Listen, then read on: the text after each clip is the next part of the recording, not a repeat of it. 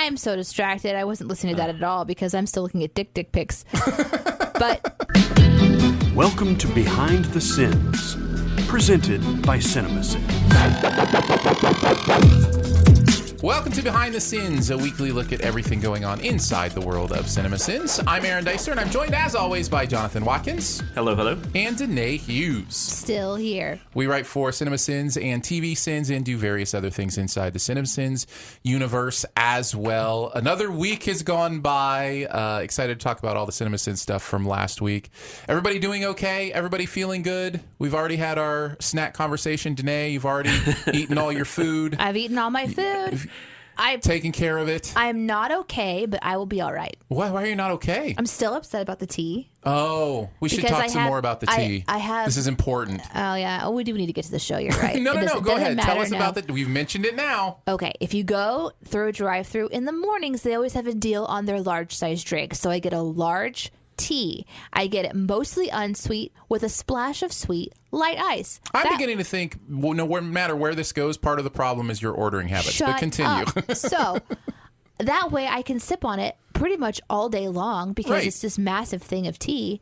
But today they misunderstood and they got the ratio of tea perfect. Mwah. Thank you, Sonic. Perfect ratio of tea, except for that it's packed with ice. So I've taken like 5 sips and it's almost gone. So I'm bummed about that. Are you going to be able to make it through the show? No. Like, you going to be okay? No. Do we need to pause the recording so you can deal with this and maybe, do you need to talk to your therapist? Yeah. Like, how far do we need to go here? Probably all that. Aaron, are you the one that's bothered by Sonic Ice? That's you, right? I don't prefer it. Okay. It's those little ice balls are just so annoying to me because I like when you get down to the ice to be able to, destroy it with your teeth? Yeah, to chew on it. Okay, Jonathan, do you know that Aaron can take a plastic straw and turn it into a rock? It's a rock. He loves to chew stuff. Yeah, I do. I chew straws. It's a habit I got from my dad, but I chew them in a way that I progressively roll them in on themselves. So eventually they're just like a little plastic pebble that I've chewed down. I chew on bottle caps. I chew on all sorts of stuff I probably shouldn't. I used to do that quite a bit. I used to chew on bottle caps a lot, and I would chew on pens. Yeah, pens I get. Bottle caps are metal. Why? Well, no. The plastic ones. Plastic bottle caps. Well, okay.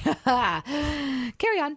Well, my dentist actually said there's some hygienic benefit to that kind of stuff. He's actually how teeth get cleaned in a lot of ways through chewing on hard stuff. So. Your dentist has a crush on you. I smoked for a long time, and I think I was chewing a lot like right after I smoked just to kind of fill in that gap. And I don't know, I quit eventually. Like I don't know why. I hadn't thought about it forever until just now. So, but yeah, I don't really chew on stuff anymore. Yeah, I'm pretty much down to just straws. If I have a plastic straw, I'll chew on it. Paper straw, not so much. It's pretty disgusting. Well, I think also we work on computers, so we don't really have pens as much anymore. That's true. And you don't want to chew on your keyboard. That doesn't make much sense. Do it and then take a picture and then post it online.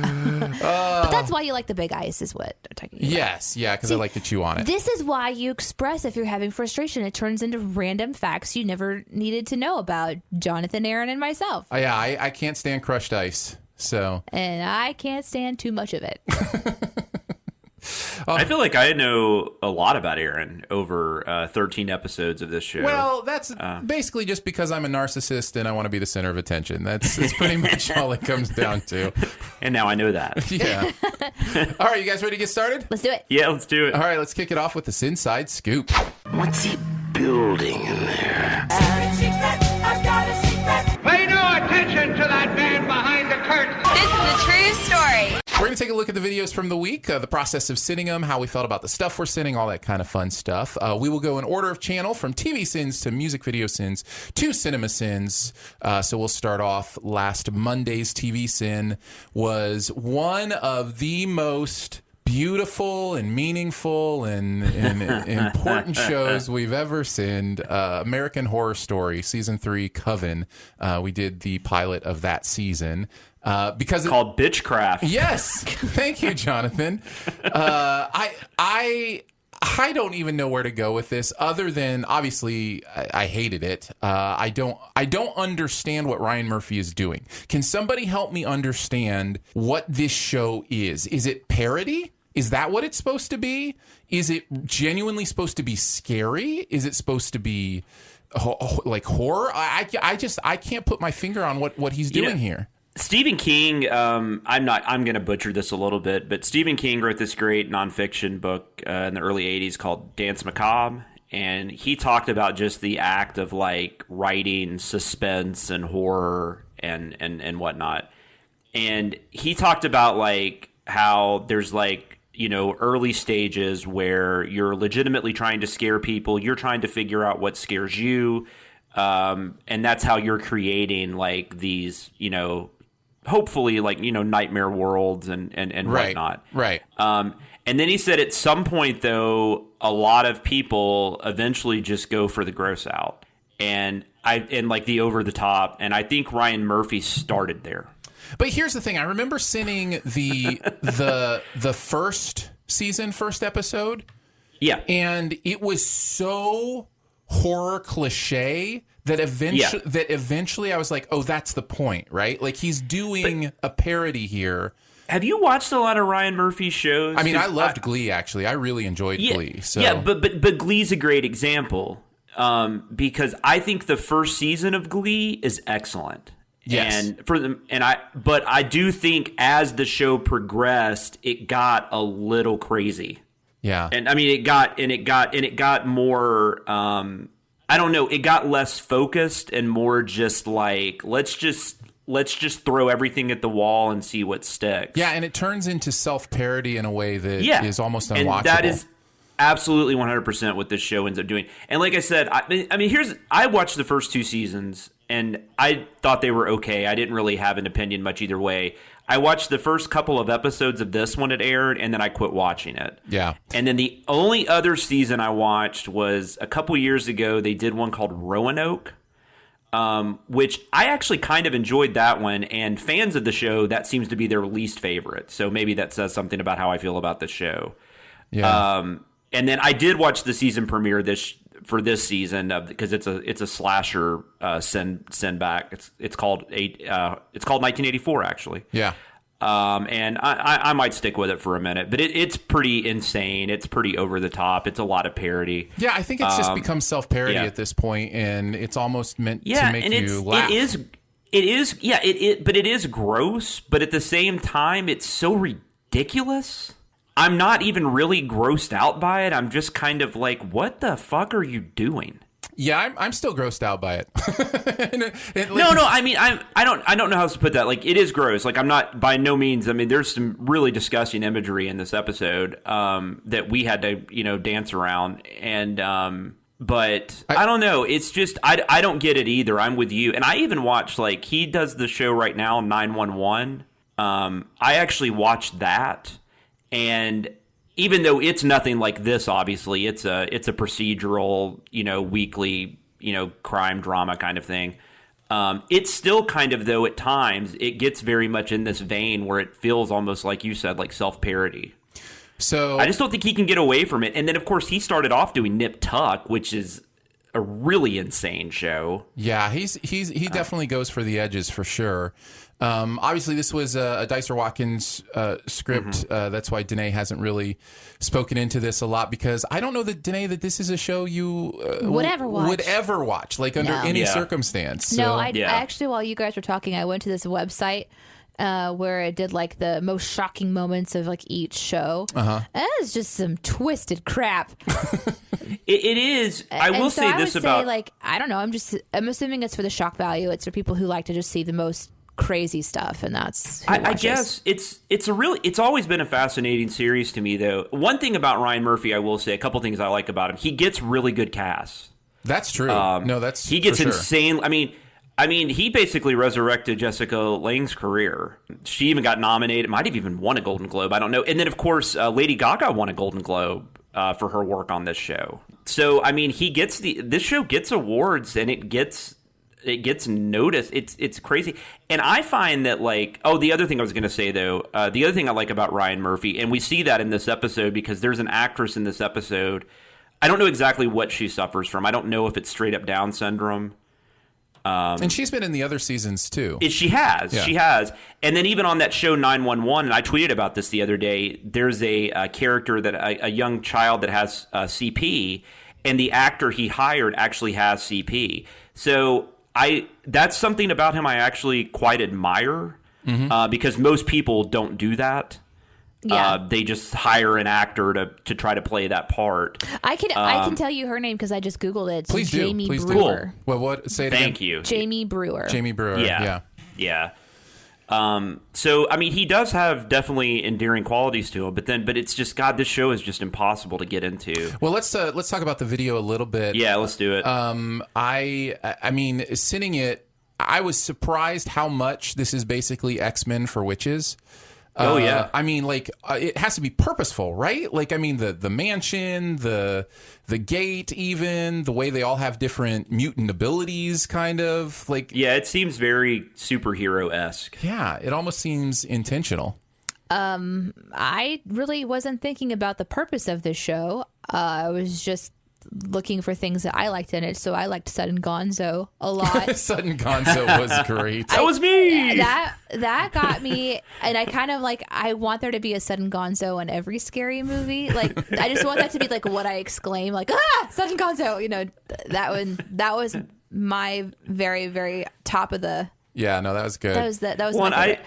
And I just enjoy when you have, like, I like going the exact opposite end of the spectrum. Like, when you're dealing with something as, like, crazy and gory and horrific as this, and then to, like, bring in a mention of, like, the Muppets and, like, them singing Happiness Hotel.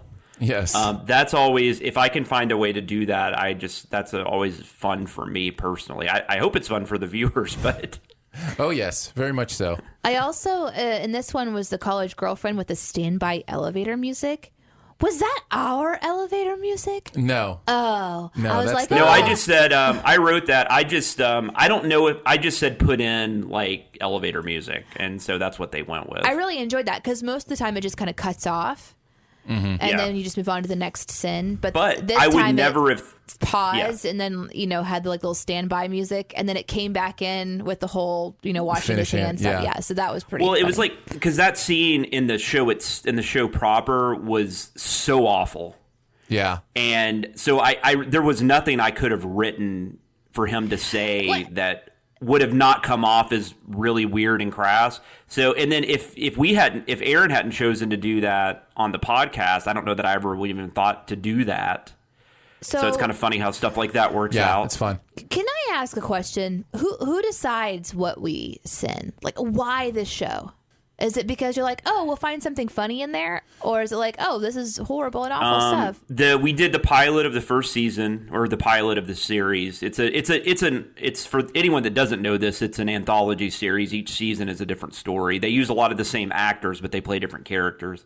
So we did the first episode, Murder House. We did that before the premiere of the last season, right? Yes. I believe. Yeah. Or we did it during Halloween or something. It did really well. It was one of our top videos for a while. Yeah, we want to please the audience. Yeah. And Yeah. That's weird. So there are two main factors that we will use a lot of times. One of them is called tent polling, and that basically just means if there's something already in the cultural consciousness, like for instance the premiere of the new season of American Horror Story, then we'll tent poll it and we'll say, oh, well, here's our sins on an older version of American Horror Story. Gotcha. And then the other's popularity. You know, if something is really popular, either in, you know, just kind of general pop culture or specifically has a rabid fan base that loves the videos. When we, like he said, when we did the first American Horror Story, it did really, really well. So we were like, hey, let's, you know, go back to that well. And yes, it's also, there's a lot here to make fun of. Yeah, and so far this one's doing okay. And this was for both, because this did tentpole too, because the new season's premiered like 2 days later. Right.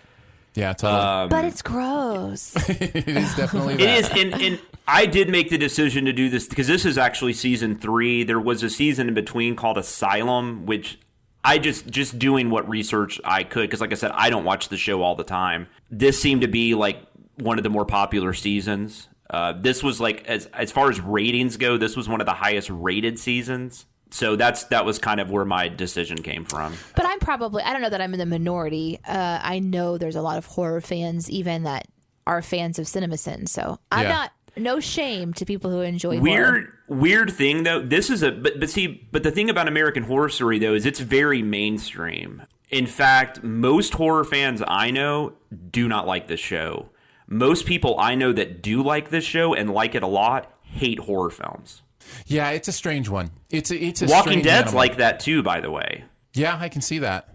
It's interesting. So you're saying that there's passionate horror lovers in different genres who don't necessarily cross over. Well, I mean, first off, you're going to have, as of any passionate fan of any genre, you're going to have the people that shy away from the mainstream stuff. So, like, you're going to have people just not wanting to give this a chance because they're like, well, that's just what everybody likes, But then I think some of it's legit. I just, for whatever reason, I just don't think this is what a lot of horror fans want to watch. And I guess a lot of people that don't watch a lot of horror, I don't know. It's always been it's a fascinating topic because like the difference between true crime fans and horror fans. Like most horror fans I know aren't true crime fans. Almost all true crime fans I know don't like horror movies. That's interesting. Because for me, like horror movies are fake, which is why I feel a lot safer watching them and why they work for me. Whereas true crime stuff actually happened.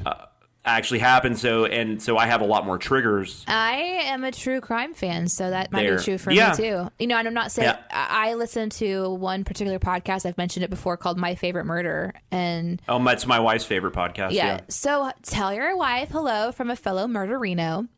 Will do. Cool. She has a shirt I think that says that she went and saw them live at least once, maybe twice. That community is a great community if you haven't. Yeah. I've listened to My Favorite Murder. But I listen because I want to be reminded about the real dangers, so I keep my eyes sharp and I remember how to punch people one punch and they're down kind of stuff. Like, and I also I love the whole message of like don't I think their whole thing is like F politeness kind of a thing. Like, don't worry about being polite to people if you get a creepy vibe. Don't worry about upsetting them because that's kind of one of the things that females are taught, which is, to be polite and smile, sweetie, oh, da-da-da, or whatever. And so I love that vibe. And I also want to remember to keep my eyes peeled. I've got a little kid now and all this stuff. And it scares the crap out of me, but like in the best way possible, which is like, don't trust anybody. That makes perfect sense. No, and I love Georgia, by the way.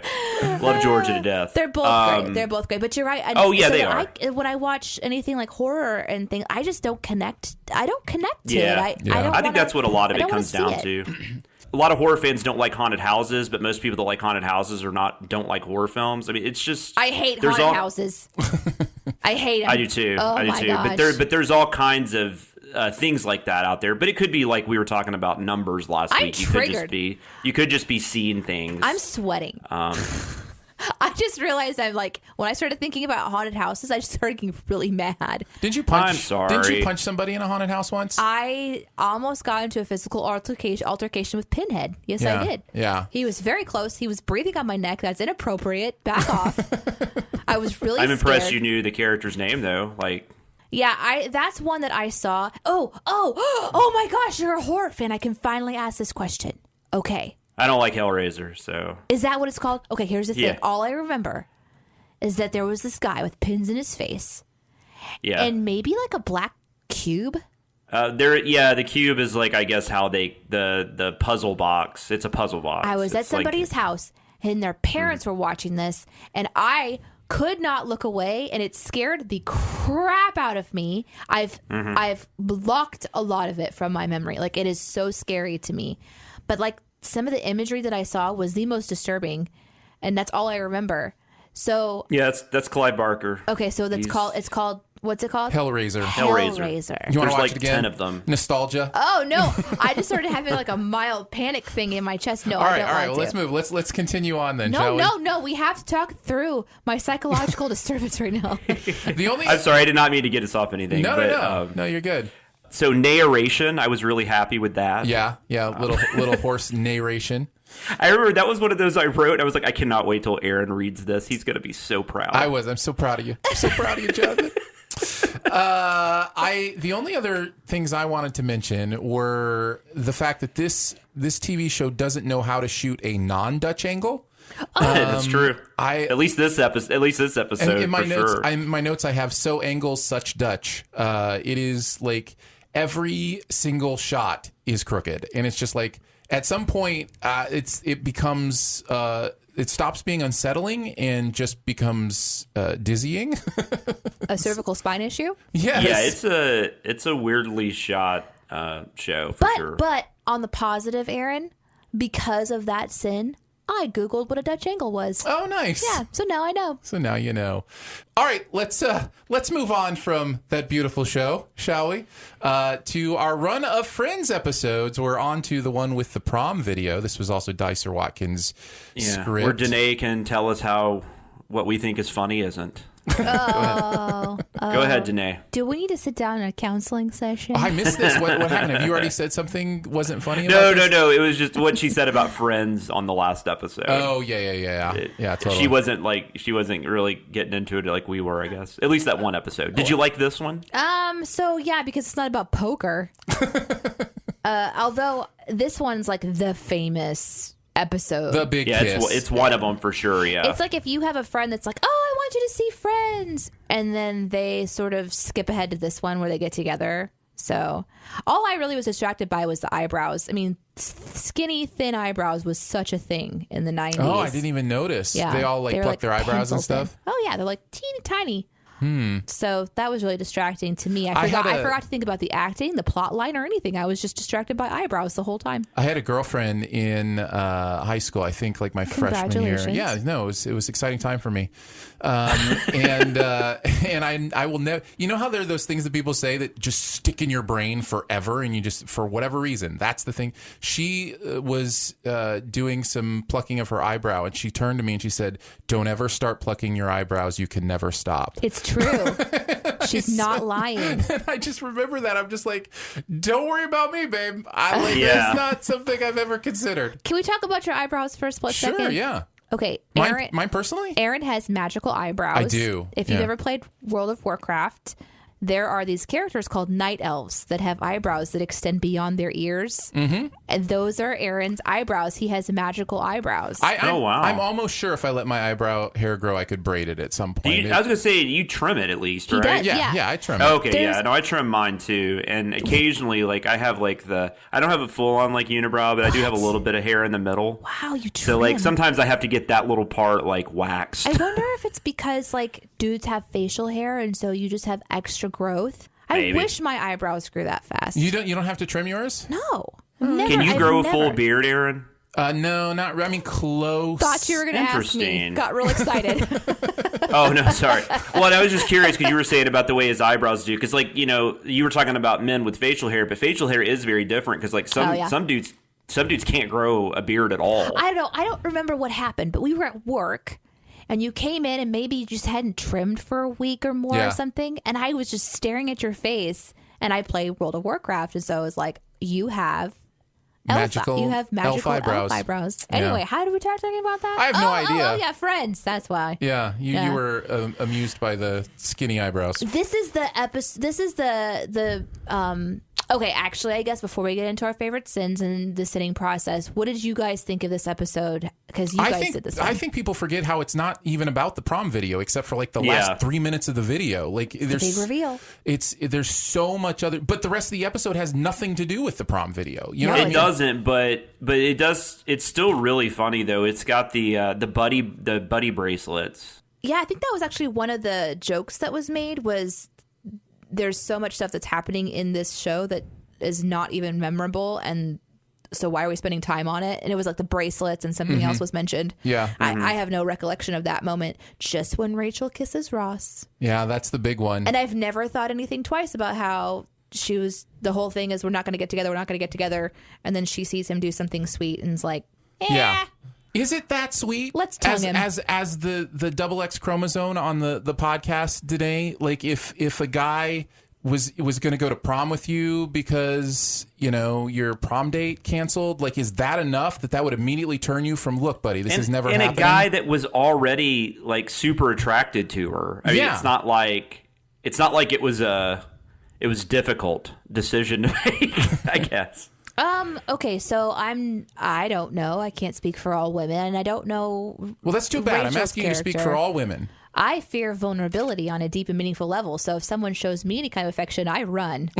So I wouldn't play really good Rachel. I think it's just as likely that somebody who had been acting and saying what Rachel had been saying for that entire episode sees that and feels more creeped out. Like, just as much feels icky about it as she would feel good about it. I think that Ross's gesture was actually really kind.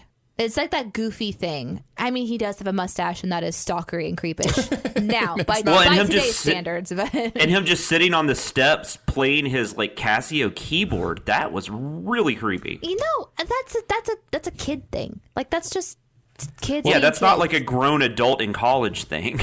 No, but that wasn't college, was it? Oh, he was in college. She was in high school. Because he's older. Yeah. I know some college people who are very, very immature and have weird social cues, and that's okay. Like, it's just that's Ross. Ross is that weird guy. So I don't know. I think Ross's character was fine. I think Rachel being wishy-washy is weird. I don't dig Rachel. I don't respect her decision. If you know, no, it's just really funny because I remember last week you're not a Rachel person and Aaron's not a Ross person. Yeah. Here's a situation where she knows that somebody has crushed on her for a long time. That's extremely evident. And now she's watching something that's confirmed. And then she goes over and initiates a public relationship with him that like is a fulfilling of fantasy. So for me, she's very self-centered because she's just made this moment but doesn't even follow through on the relationship part of it because the relationship, it just falls apart a lot. So it's like she just kind of got caught up in a moment and she should have just kept her emotions in check and been like, that was incredibly sweet. Thank you for being such a great friend. Done. I think as I watch it more and more, I just become more and more aware of how toxic that relationship probably would be in real life. Yeah. Because she is very much a self-centered narcissist that they show us in the show. And he is very much a codependent, sniveling, codependent, you know, it would be a very rough relationship in real life. But we are talking about a fake relationship right now. And he's also like, he's not very nice. Like there was like this one really weird episode. I think it's earlier in the second season, if I remember correctly. And it's like Phoebe talks about how she doesn't believe in evolution, and he's basically like attacking her the whole show, like because you know he works with dinosaurs and you know he's a scientist and whatnot. So, but we've talked before about this show kind of falls apart in that they change a lot of the character traits and different things. Yeah. And there's lack of consistency. Yeah. So I think, but I'm kind of with Aaron. Like looking back on it, Ross is. I mean, the way they write Ross is really weird. Like they make it really hard to root for him sometimes. Well, and when he's not being codependent, he's being mean. He's being outright mean. Yeah. Like there are some scenes in this show where he says things to Rachel. I'm just like, how has that relationship ever come back from that? I don't know. It's just it's a very interesting character. But it is a good moment in the episode itself, like the way they build up to it. And everything. I mean, it's well executed. Huh? I'm with you, Danae. Danae said it was a good kiss. I actually agree. That's actually a really it was great just kiss. The whole moment was well executed. I was like, and, oh my, I haven't seen that in a long time. That's a really good on-screen kiss. That's nice. Yeah, and if you were watching it at the time, I mean, when it, that was a big moment for the show. This is something that's not talked about because people don't realize it. But the entire nation screamed at the same time, and that's when the satellites got all cattywampus in space. It was because of the kiss? This whole thing. The kiss caused the screaming, which did the whole like waves up into space, and then we lost satellite for a few days. But that's just all hush hush. We don't talk about that. I think we'll see that. And Tony Soprano got shot. We'll see that. We'll see that on an episode of Television from Behind. So this was the one that I alluded to earlier. I'm pegging Aaron as the Mr. Geller is garrulous. No, that wasn't me. That wasn't me either, so that must have been Barrett. Whoever shadowed on that, guys, Barrett, I think. I am eating a shoe. Really? Yeah. Oh, I pegged it. I literally went, okay, Aaron. Because I had to stop and look up a word. This is what I tell people all the time. Like I love it's totally fine with me that I'm the pun guy. I get the wordplay guy, but we all do it and we're all really good at it. So don't maybe not all. I'm on the team now. And there were puns before Aaron and I started writing. Yes, exactly. That wasn't a pun. It's wordplay. That was a really cool word. It is a great wordplay. Yeah, I really Minnesota appreciate Timberwolves was you, though. Yes. That was funny. I don't remember that that was one at all. Huh? She said she didn't remember that one at all. Go figure. Reverse ding Just because ding. Danae, by the way, people that live in Minnesota, Danae hates your state. That's not true. Well, I did some research on the worst NBA team of all time for that sin, and I think it's safe to say the Timberwolves, even though they've made the playoffs a couple times, they are the worst basketball team the NBA has seen. Who's responsible for reverse ding the bing? That was me. That was fun. Reverse ding the bing was me. And then in this one, we also had another CSI scream. Yes. Who did that one? I don't. I'm pretty sure that was Aaron. What was the joke? Shellfish. Oh yes, that was definitely me. The lobster joke was definitely me. And you did was that the whole lobster thing? So there, we do several lobster jokes, but basically it was, and I'm going to talk a little bit more about this in Keeping Tabs.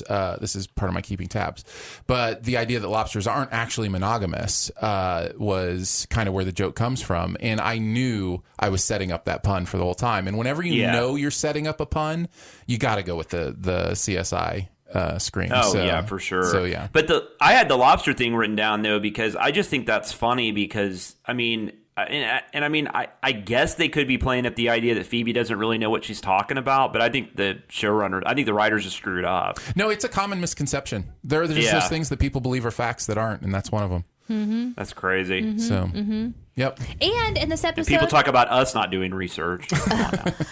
Cindy becomes sentient. Yes. This is when it happens. I'm so excited. I love this because we've been talking about this on this show. Mm-hmm. So for those who have been listening to the show, they kind of got into your mind as we've talked about like ideas and heard you like, I don't know. It's just kind of cool to see it actually come out. So do you want to hear my my backstory for Cindy in my own mind? Oh, no. Yes. I think Cindy wasn't sentient until Cindy got killed in the South Park video. And then when Cindy got brought back to life, he had to be given a soul. And since then, it's been becoming self-aware, finally to the point where it's like starting to have its own ideas about what it wants to do. Aaron. So, well, that got so much love, and I'm going to talk about it in the comments section when we get done the comments. let's move on to music video sins. We did 21 Pilots, the hype for 21 Pilots, all lowercase. Yes, 21 Pilots, all lowercase, the hype with capitals. So Barrett, of course, wrote this. And what do we think about this video? I loved it, by the way. I'm a huge 21 Pilots fan. So I am too. I was curious what you guys thought of 21 Pilots, or if Danae knew who they were. I do. Awesome. No, I do like them. They're, growing up, having a young child, and working for music video sins, you get the double whammy of having to listen to a lot of popular music. So it's always nice when you find something that you actually kind of enjoy. Yeah. So like once I realized they were okay and my daughter liked them, I was like, oh, we should listen to more 21 Pilots. So I've actually I've listened to quite a bit of their stuff, and no, they're really. They're a pretty cool band for the most part. Super talented. I remember the biggest revelation for me was that there are only two of them. I was like, what? Yeah. So in fact, there's a neat little nod in this video. I don't know how much research you did on this actual video, but there are a lot of Easter eggs and hidden stuff in the video for 21 Pilots. Just from previous fans. 21 Pilots stuff? Or? Yeah. Are you saying there's not 21 of them? No, there's just two pilots. That's so weird. Yeah, 2-in-1 pilots. Oh, okay. Yeah, now it makes sense. No, and they do that quite a bit, because I've done a few of their videos in the past, and like there was this one where it started off with like the whole video. It was like there was a car that was burning and was driving down this road, and then the next video they did, it started with him getting out of the car, and moving on to like the next thing. Yeah, some of the most interesting stuff on this one. The part I was mentioning was there's an interesting point in the video where you can hear in the background audio from an interview that they did, and it's actually in the song, but it's basically them talking about how like there's only two of us, so we'll have to use technology and stuff to cover it up. Huh. Yeah, it's part of the interview is in the song. And the song, if I'm interpreting it correctly, is about their career in a lot of ways. And like I can see that. Each stage of the music video is like a different different stage of their career. At first, it's just in a home with a few people, and then it moves to the garage with like a smaller crowd, and then it's to the roof with a huge crowd, and everybody's wearing the same plaid clothes they are. And then there was a drug abuse problem, and the whole roof fell in. Yeah, something like that. Okay. I also like how monotone they are, and that's part of their appeal. Actually, the way they're so level-headed, they're so level, like steady with their singing and their vocals. But then the song is called "The Hype." Yeah. Well, so it's like, can't believe the hype. That is funny. But it seems to me they're singing to their old selves. Like they're in a way saying, all right, we have to remain level-headed here and not believe like this hype that's around us and all these people dressing like us and loving us and adulation, and let's get back to just understanding it's us and the music. And of course, it's very symbolic with him opening up his chest at the beginning and end. That's Tyler from 21 Pilots, and so the whole thing is taking place inside him. He's offered a Capri Sun at the end of the video, which is everyone's dream. But also from their very first video for Stressed Out, which was their huge first hit. Yeah. There was a Capri Sun in that one. So I think there's a lot going on here with them kind of dealing with their fame. Well, and their artistry. How this is where I like to see artistry shine, is if they're really involved in the deep parts of a video. I think what's her name? Sia? Yeah. Yeah, she's another example of somebody who I just find to be really fascinating in how involved she is in the visual parts of her artistry and how particular things are, and that there's this deep symbolism, and so you have to read interviews and blogs and watch different things and figure out what it all means. Besides, she's the one that doesn't show her face, right? Correct. Right. Yep. Yeah. So in this example, you've got these kind of just two dudes, but then there's a lot of just real interesting beauty in what they created. I really liked it. I had a lot of fun. And I thought the Sins video was fun too. Yeah, let's transition to that. What do we think about the video? I totally thought that we were getting a shout out. Okay, here's the sin. I don't believe the hype. And then that was they sang that. And then the sin is the talk around BTS is they're not going anywhere. Oh, you thought BTS was behind the Sins? And I was like, no, it's a band. Hilarious. Oh, that's great. I literally wrote, oh my God, our show is mentioned in the... Oh, no, that's not us. I got really, really excited for about but what's 3 interesting seconds. is he does make a TV Sins call out, though. Because he does the My So-Called Life bit. Well... Which he worked on that script with us.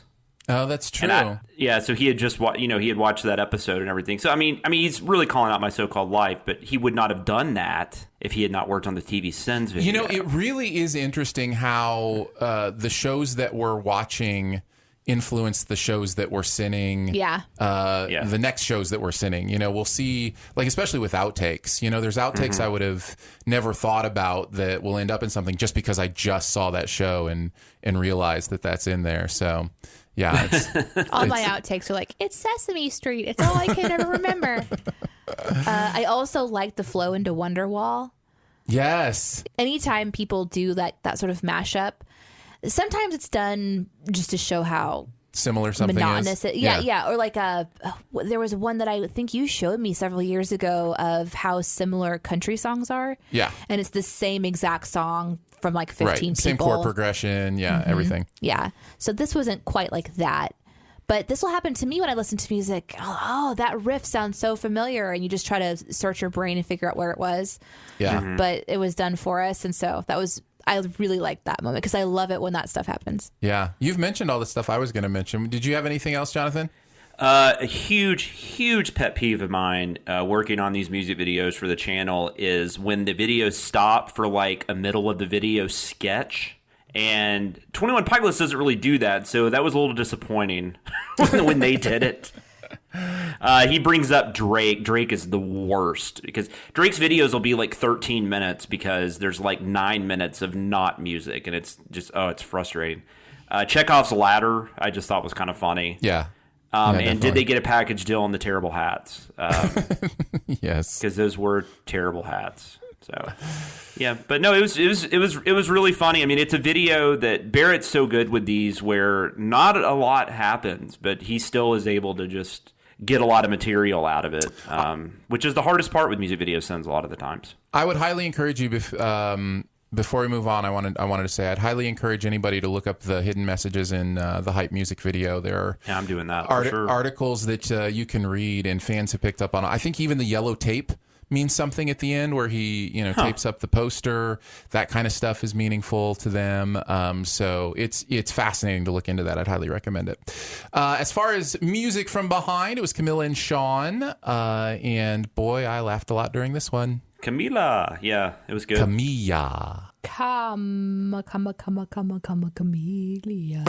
No. Okay. I'll start. The timing on the shaft joke is one of my favorite things I've ever seen in music from behind, because there's just enough of a pause there. Yeah. And the image comes up exactly when he says it, and then it's gone almost immediately. And it's just, I missed this. It's so perfect. There's so much to see in these. That's the fun part of this it's easy to miss insane stuff. mashup is you've got the script and you've got what's happening visually. Yeah. And then the other thing I had to mention, again, being a wordplay fan, is he says the gig was up instead of the jig was up, which I thought was, at first I was like, oh, you meant the jig was up. But then I was like, no, musicians do gigs. I don't know. That one also and appealed also to me it's too. GIF. They're interchangeable sometimes. Yeah, that's right. That's exactly right. It's the same word. I was loving. There's this one moment whenever she looks, the look in her eyes, and then her eye just starts to slowly roll out to the side, Yes. like a lazy eye. Oh, yeah. I actually, when I was looking at the copy of it, what the editor sent to us, I noted how great that was. I laughed so hard, it takes a bit to make me like really laugh when I'm watching something. And I've noticed that on these, what makes me laugh are these visual edits. They're brilliant. Like whenever she goes into some sort of like, I don't know, researching or something, and they put sunglasses over the top of her, but they're upside down. I find that stuff to be freaking hilarious. It's just, well, and they have to find this stuff too. Yeah. I mean, that's the thing about, with the other channels, or I mean, this is on Music Video Sense, but with the other types of videos we do, like we have the material in front of us, so we're not having to search for stuff other than outtakes. Yeah. So yeah, I don't know. Like, I don't know where they found that shot of her eyes. I just find this stuff to be, and maybe that's more commonly known than I'm aware of. But I don't know. They do an amazing job with what they have. It's crazy. everything you're seeing is wrong, and you'll still have comments like, "This is satire, right?" In fact, like Roland Fowler I had to double check that Justin Bieber and Haley Atwell weren't actually together. They have the obvious ones where the script says it's May 7th, but then the calendar is like the wrong date and everything. Yeah. So that stuff is just super on the nose. But then there's these other digs that are so nice, like the empty echo chamber reference.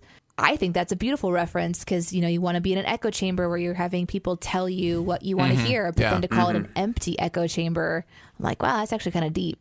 Yeah. Even though it's like a deep dig. Yeah. Anyways, I really enjoy these a lot. But my all-time favorite, because it's just all over the comments, is everybody reacting to the "because you're not wearing any pants." And it's all like, wait, how do you know I'm not wearing pants? You know, like, can you see me right now? It's just everywhere in the comments. That was just, these continue to be my favorite. And it's really clear the fans are having a heck of a good time. Yeah, it's good stuff. Let's move on to CinemaSins, the one CinemaSins video of the week, since we are still in September. G.I. Joe: Rise of Cobra. Not Rise of the Cobra. This is my favorite movie. Rise of Cobra. What do you mean it's your favorite movie? I have a list. You know, I love lists. Yes, I lists love are your ranking favorite. things. Yeah, you sure do. I remember every movie I've ever seen. Yeah, boy. And all of the actors and actresses. Like, my favorite are all in this. I totally forgot to put the sarcasm filter on our soundboard today. People are going to start believing you. Oh, sorry about that. This movie is horrible. This was a Cher Watkins joint, so Jonathan did write on this one. Now, I think we can give a little backstory on this. We've held this one for a while. Well, it was one that we wrote earlier in the summer. It was supposed to come out earlier, and fun stuff happened with YouTube. Yeah, and so we had to wait on that. I was just going to say, what's interesting about that is that there's actually a sin about writing on another video at the same time. Yes. And when it came up, even though I know that we've held this for a while. My brain did that thing that was like, wait, we did that video a long time ago. Is it and I'm going to mess up his name. Is it in regards to Christopher Eccleston or Eccleston? Yeah, Eccleston. Is that what you're talking about from Gone in 60 Seconds? Yes. Yeah. Exactly. Yeah. Because they were supposed to come out maybe even the same week. It's been a minute. But it was definitely right around the same time. And I remember it was really funny because there was a YouTube comment on the Gone in 60 Seconds that was like, man, you guys missed out doing the Doctor Who is that. And I remember at the time thinking, oh, just wait a couple days. But then or a couple months. That turned into wait a couple months. But no, we did get it on the next go around. Let's talk about the movie itself. It's really bad, right? I really wish Barrett was here, although he's talked about this many times, like on Zencast and stuff. Barrett loves this movie. Does he love, or does he just recognize that there's something watchable about it? Because sometimes, I mean, I guess it depends on how you look at stuff like that. I mean, I think he genuinely enjoys himself while watching it. So I don't think it's necessarily it's so bad it's good. I mean, he would need to speak to that, but from what I understand, like, I don't think he thinks it's like high quality, but I think he genuinely enjoys it. He thinks it's a little underrated. Yeah, and he gets a lot more out of it than like I think we do. I think out of the three of us, it sounds like I may lean more towards that than you guys. I do find some of it fascinating and some of it watchable. It's not a very well made movie, and it's definitely an aesthetic that feels out of place. And it's very Transformers to me. There's almost a Michael Bay aspect to it that's rough, but I've never really been able to wrap my head around Stephen Sommers as a director. He did the Mummy movies with Brendan Fraser, right? And at least the first ones, I mean, that might be his best movie. He also did Van Helsing, which I didn't like. Anyways, but like, he does like these, like, he's gotten to direct like these really big like budget action movies and sci-fi films and stuff, but like none of them have been very good. So it's one of the, I don't know. It's interesting. Like, I mean, everything is there to make this like, it's almost like they thought too hard about this. That's kind of what it feels like. Like there's just way too much going on to really be able to enjoy it. And Joseph Gordon-Levitt is really bad, by the way, like, I don't know. I guess he's the main villain. I don't know. That might be Eccleston, but but how do you know? There's so many things happening. Yeah. I have to tell you, when I said that this is a horrible movie, I haven't ever seen it.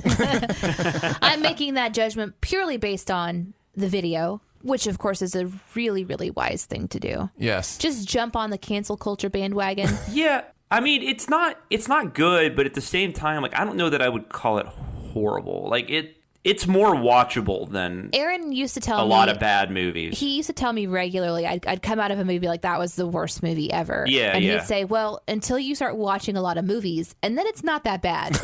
Right, yes, exactly. And that is true. That's like when people say stuff like, when you'll see that on Twitter, somebody will like, hey, what's the worst movie you've ever seen? And, without a doubt, somebody will say something like The Last Jedi. Or Avatar.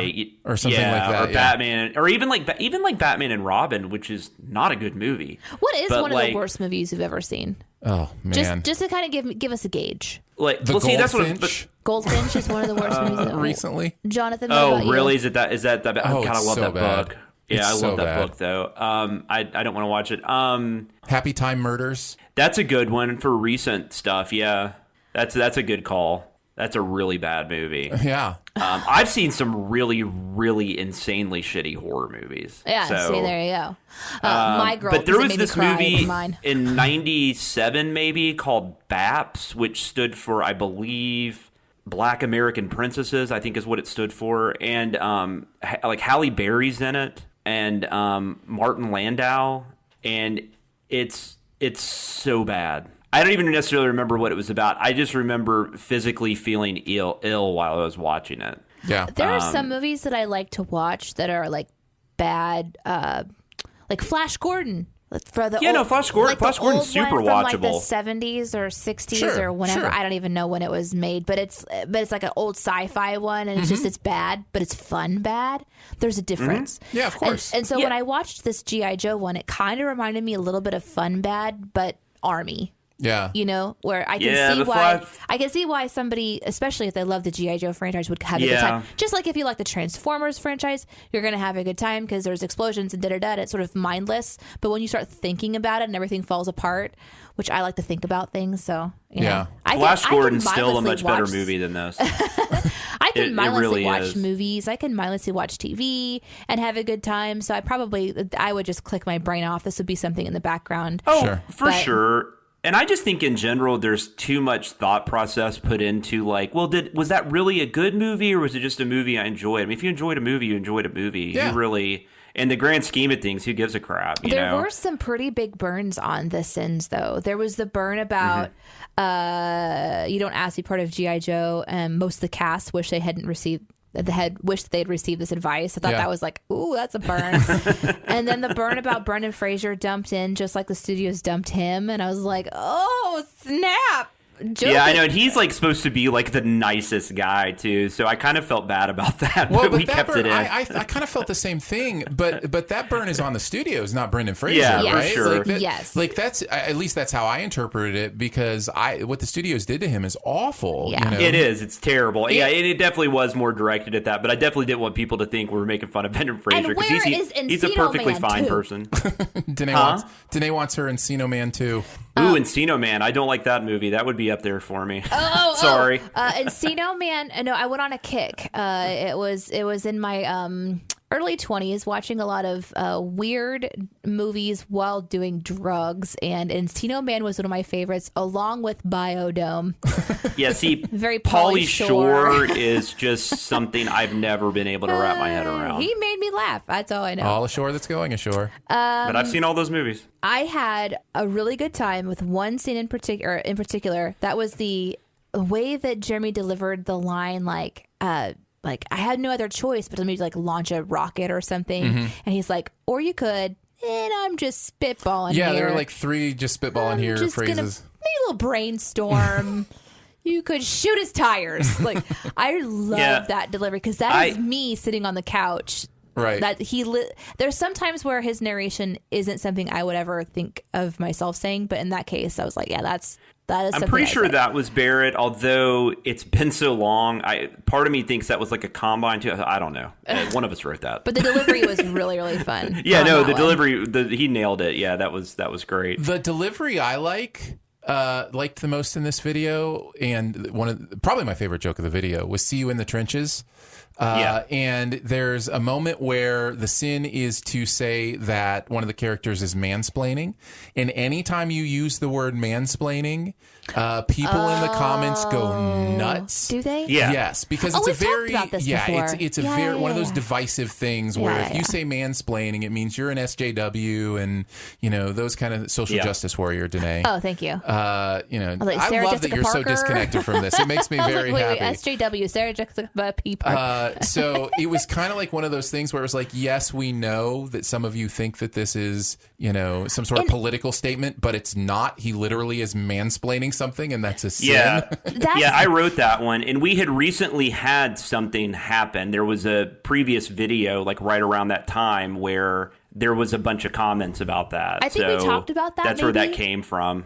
On one of the first episodes that I was in, Could be. because I remember just saying I can't speak for all women, but me personally, I really enjoy. Same thing in this one. I really enjoyed that because it's like, thank you. Like, she's just trying to work out. Can you leave the boobs alone? You did talk about this on the podcast because it was the one Barrett was on and I wasn't, because I remember Barrett saying, well, Danae, let me explain to you why. Yes. It was so funny. Yeah. Also the accent in this one was horrible, right? And then you're like wondering, okay, maybe it's not because I'm not from wherever he was supposed to be from. And then And you're about to Scottish? take my comment away.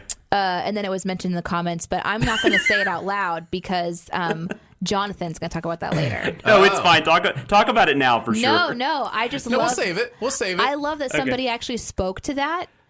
Because I literally had no idea if it was good or bad as I'm listening. So I'm really... I remember Barrett and I were talking about this when we were writing it, because I remember I said something to him like, I think I saw this in the theater, but like, I must not have known what was being said while I was watching it, because without subtitles, It was so confusing. yeah, and I had to like subtitle the crap out of that video because we don't do subtitles that often, but I had no choice because you never would have understood anything he said. Nope. I was confused. So I don't know how people watched that in the theater and knew what was going on. They didn't.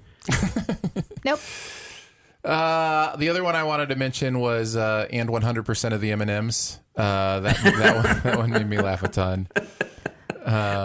So Yeah, that was a really good one. So I like the everyone knows everyone, because that's something in like a lot of these military movies that always kills me, is that like, oh yeah, Sergeant blah blah, you were the one who did the Battle of blah blah, and it's like everybody knows what everybody did. Yeah, it's the small even though world. there's like hundreds of thousands of people in the military at any given time.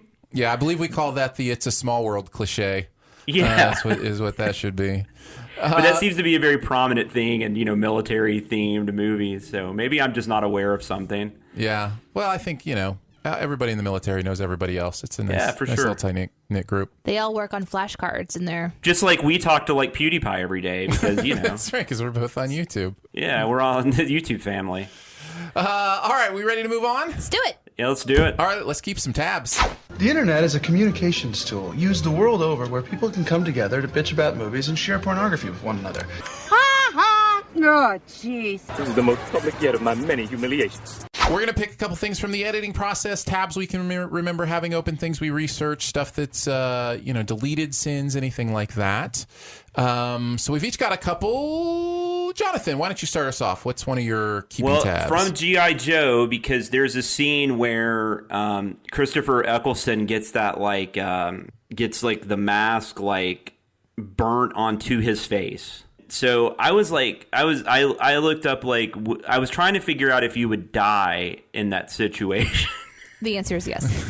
100%. And I pretty much found out, yes, you would. You most certainly would. Now, granted, this is probably pretty silly because in a movie like G.I. Joe, with people getting shot at constantly, there's probably a lot of people in there that should have died. But yes, I just found that a little egregious over, you're literally people die from burns all the time, that's a very, because it deadens your nerves and just you can get infections so easly. Yeah. And I just thought that was insane. So I did a little burning research, got grossed out a little bit, and found out a burnt skin as a trigger for me. Well, and no, that's the worst when you look something up and you're forever changed. Yeah. Oh my God, what did I looked up? Oh, I had really dry skin on my feet one time, and I looked up, I just typed in something about dry skin, and oh my God, the disgusting pictures that popped up. I thought you were going to say you burnt the dry skin off of your feet. No. It just she made me think about that when you Google something and you're just expecting the most innocent thing to pop up. Okay, so would you go to one of those koi pond things where you stick your leg? Oh, I would, absolutely. And That then sounds eat the amazing dead to me. skin off of your feet? Yeah, I would love that. Would you do that, Jonathan? Oh, wait, what is this? This is I don't think it's actually a koi, so don't at me on Twitter, okay? I know it's not koi, I just can't think of what it is. They're these little fish, and there's spas. You can go to a spa and you stick your feet into a fish tank, and they swim up and they eat away your dead skin on your feet. So it's just a little. It's like a really bougie pedicure. It's a fish pedicure. Yeah. It's a fishicure. For the fissures. That's cool. On your No, feet. I would definitely do that. It's a fissure for the fissures on your feet. That's a thing that we do. Alliteration. That's right. And a portmanteau. That's what that is. Alliteramento. It's a alliteramento. Good to know. I might have to do that sometime. Those fish are called Gararuffa fish. I know not to be impressed with you right now because I saw you look it up. Yeah. Well, I'm sorry you got triggered about your keeping tabs. That sucks. It's interesting because one of the very first videos I wrote on or movies I wrote on was one of the Prometheus films. And I remember I had He Survives This in it. Was the first ever He Survives This I tried to write. And Barrett cut it, and I was like, okay, so explain to me why this, isn't a He Survives This. And he's like, well, we kind of have to find that line between, is this a ridiculous movie? And in the situation, maybe they do survive in that, like, okay, this is absolutely 100% ridiculous that somebody would survive this. And so I remember that lesson of just kind of like, it's not something you just throw in every time somebody should die. It's like when somebody really should have died. Oh, wait, no, that was This Works. I was thinking about that. Did you work on Skyscraper? Mine was I did the This Works run in Skyscraper. There was like 30 of them in a row. Yeah. And I remember telling Jeremy, just keep saying it in different ways. And this works. And this works. And because I guess it was when he was trying to get into the window, right? Yeah. It was just that whole, oh my God. That movie's fun, though. I'm sorry. That movie is totally fun. I agree. No, yeah. I've mentioned, I think, not on this podcast, but I've talked before about how the Skyscraper script was one of the first scripts where, sinning it, I became so vividly aware of how, quote unquote, bad it is. And it did not change my mind. I still love watching that movie. And it was the most aware I've ever been that the sins don't mean anything. You can love a movie that makes no sense or has stupid things in it. Although it also has maybe top 5 sins that I feel like I've ever written, which is the Campbell soup sin in the elevator. So, I remember that. So yeah, that was a really good video. So anyways, he survives. You can die from a burning mask. Yes, you can. Absolutely. I'll go second. I had to research for American Horror Story how to apply blush because I do not wear blush. I was impressed with that one. Thank you very much. I did my research. I was trying to listen to make sure it was accurate as I was listening because I was taught how to put blush on because that's a thing that happened when I was growing up. And I was totally distracted because she was smearing blood on her face. So it was bludge. I loved that joke. Bludge. Yeah. Have you never had to wear blush, Aaron? No. Because you've been on TV, right? He has naturally rosy cheeks. No, I just pinch my cheeks a little bit. When I go on TV, I've worn foundation. When I've been in... that's probably all I've worn too. That's right. I forgot it was foundation. I was getting my makeup confused. So, and when I've been in, like, on stage, maybe have worn a little bit of blush, but somebody else always applied it, so... I would have no clue how to apply anything on me. Here's what I like to do when I research these things, is I like to find the words that are technical and specific to something. In this case, it was apples of the cheek. Like there's this idea of cheek apples. Like stuff like that to me sells the sin, right? Because it sounds so much more official. Danae is now puffing up the apples of her cheek and pointing at them. So yes, in a very disturbing way. I'm not making a pretty smile.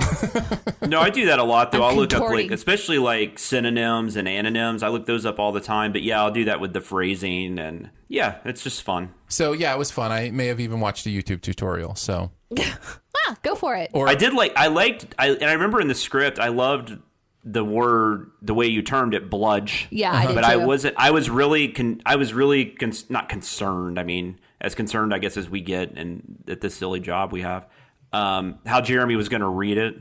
Oh yeah, like if it was going to be legible, like we were going to, because it's just a weird. It's the D and the S and the H together. DSH is a weird combo. That's for sure. Yeah. So, but it worked. So yeah. All right, Danae, what's your first? Well, I didn't write on anything this week. That's correct. Because I was gone. So I was looking up things as I discovered them in the videos, and I had to look up 2 words. One I already talked about. I thought was your word. It wasn't your word. We're moving on from it now. Jingoistic. Yes. Didn't know that word. Okay. Here's the thing. I need to use them immediately because I've already forgotten the first word. Something Garoshi. Garrulous? Garrulous. Was it garrulous or was it something else? I think garrulous could have been it. What was jingoistic in? G.I. Joe. Oh, yeah. And then it's characterized by extreme patriotism, especially in the form of aggressive or warlike foreign policy. Yep. Somebody that sounds like G.I. Joe. Knows their words. I mean, that's like the perfect word. Mm-hmm. Do you guys know that there are words that describe things perfectly? This is one of them. This is what I'm trying to tell you. Language is awesome. I'm guessing that was Barrett because I don't remember that word at all. So jingoistic. Yeah. Jingo all the way. Yep. That explains a lot about a lot of things these days. It sure does. Well, on that down note, Jonathan, what's your next one? Well, I didn't really have anything else I looked up, but I did have a deleted sin which is really interesting because we were talking about the mansplaining thing, and I wrote this sin. I think Aaron and I both wrote something on this, and we went with Aaron's was much better. But on the Roy saw Star Wars 370 times on Friends. The line was Roy saw Star Wars 317 times. His name was in the paper. And then I wrote, and he's probably now on Twitter tweeting about how Friends would be good if it wasn't for those women. That's a good joke. In fact, it is. I think we both wrote something, and I think Barrett wrote something too, and I actually think we went with Barrett's. I think you're right now that I say that. I think it was Barrett's. All three of us wrote something, and I think we ended up going with Barrett's. And then I think Barrett came in and said, yeah, this is good, but I wrote something better. So. He's good at that, though. Because that's how he does that. No, that's I'm just right. kidding. My next one is based on the lobster sin. I did do some research, some Google search for monogamous animals, and I found it interesting. Were there like records broken with? No, but I think what's fascinating is a lot of times people will talk about how beautiful these certain animals are monogamous. Most of them that people talk about are socially monogamous, but not sexually monogamous. What about the dove? And here's the other interesting thing: like 5% of animals are monogamous. And a dove is one of them, right? 90% of birds are monogamous. So there's something interesting with the bird population where monogamy helps survival or different things like that. But again, it's usually social monogamy, which means they stay together as a pair, but they also have separate sexual partners. Kind of like open marriage. Ross and Rachel. Yes. They were on a break. Oh, wait, we haven't done that episode. Turtle doves and swans are often commonly used. Snowy owls is one that was actually sexually and socially monogamous. They mate for life. So snowy owls is a good one to use. Diks. Do you know what a dik is? I do not. I know you're trying to set me up right now. I'm not trying to set you up. This is a type of antelope. It's a tiny type of antelope. They're called diks. Now, when I'm looking this up, am I DICKing this, or is it DIK? No, DIK. DIK. DIK. And they are sexually and socially. Oh, they're so cute. Aren't they though? They're adorable. I think they might have those at the animal kingdom. So here's the thing about diks, though. I want one right now. They follow around their female mates all year long, sticking close to them to prevent interlopers. Antelopes or Interantelopers. And so it's the males that are just like stalkery is maybe but it's just like once they mate, they make sure the females follow through. So it's kind of an aggressive thing. Oh, okay. Prairie voles are interesting. So prairie voles will mate exclusively with the males, will mate exclusively with the female they lose their virginity to because they have a pair bonding chemical that's released. And they actually will attack other females who come on to them. So it's so powerful, whatever this chemical is, that it ties them to that specific female that they'll actually be violent if another female prairie vole comes up to them and approaches them. Oh my God! I'm just like picturing like dudes figuring like scuzzy dudes figuring this out and using the prairie vole defense. Yeah. I am so distracted. I wasn't listening to that at all because I'm still looking at dick pics. But I scroll, and then all of a sudden I come along a cheetah that's eating a dick. Oh, I'm sorry. So that's super bummed me Trigger. out. I know. So now I need to scroll back up and find the adorable pic of the dick. Oh, I just appreciate that I can say that now. Thanks, Aaron. You're welcome. Black vultures are another one. Shingleback skinks, which is a type of lizard. Also an insult. Skink? You shingleback skink. Well, if you kind of make it sound like skank, maybe. It's but close. It's close enough. It's like a G-rated, slur. Owl monkeys are also that's a thing? Yeah, owl monkeys. I gotta look up an owl monkey. So this is turned into Danae Google's cute animals. Is it cute? It sounds cute. Owl monkeys are adorable. Is it yes. look like an owl or a monkey? Here's the other thing about most animal pairs that actually mate monogamously, that are sexually monogamous. The males take care of the kids in almost every case. I found that fascinating. Huh. And that's true with owl monkeys. The males do all of the child rearing and that kind of stuff. So anyways, I find nature fascinating. I found some of that stuff fascinating, and it was really all just an excuse to say dick pics at the end of the day. So there you go. Owl monkeys are terrifying, just really? so you know. Oh, no, they're not. They're adorable. Okay, so you're laying in bed, and you have an owl monkey as a pet. Uh-huh. You kind of look over, and this is staring at you. That is terrifying. That is horrifying. Fair enough. Fair enough.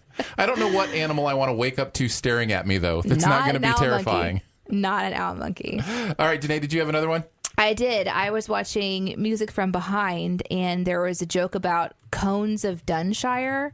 Was Cons of Dunshire is what it was. It was a still shot of, it looked like a game, and it looked very like Dungeons and Dragons-esque. And I have this theory that somebody on the editing team is like a D&D nerd, and they're sending me secret messages to these videos. So I was like, oh, here's another hint that somebody loves D&D. So it turns out Cones of Dunshire is from Parks and Rec. Yes, it is. And this is one of those cases where it was a made-up game on a TV show that they actually turned into a game. So you can... It's fun how that happens. Buy and play. And there's several instances of this. There was a website that sort of had them listed on a blog that you could go read. I wanted to read more about it, but as soon as it wasn't D&D, I lost interest instantly. So that was the only thing that I looked at. So that was it. All right, let's move on to the comment section. I want to know what you're thinking. I appreciate your honesty. You're a real straight shooter. You are the ones who are the ball lickers. We're each going to pick a comment or two to respond. Actually, just one comment. One comment, guys. One comment. No, I have 7. We're going to pick 7 comments each to respond to from the week's videos.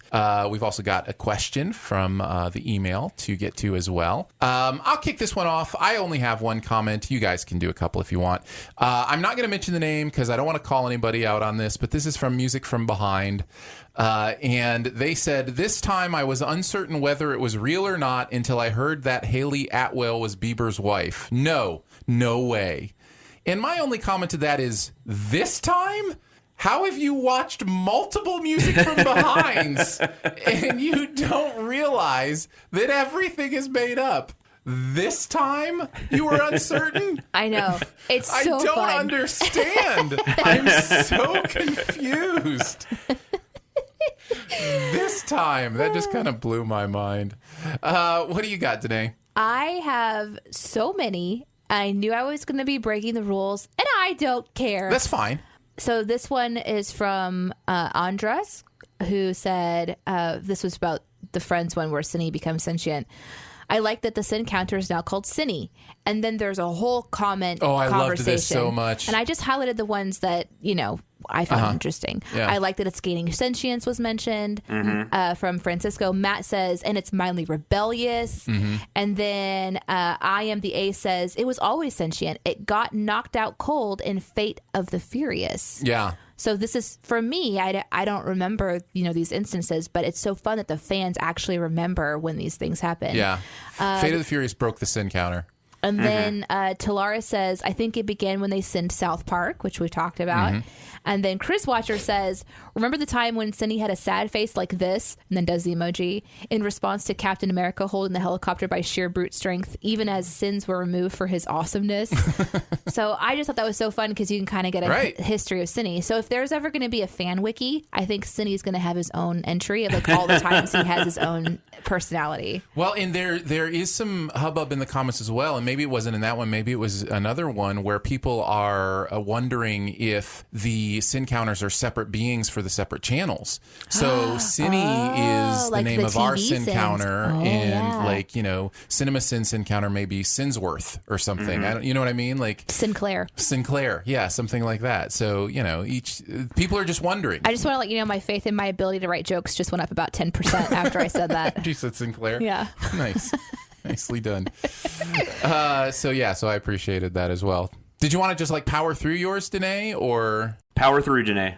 Oh, thank you. I just love that you guys are okay with me breaking the rules.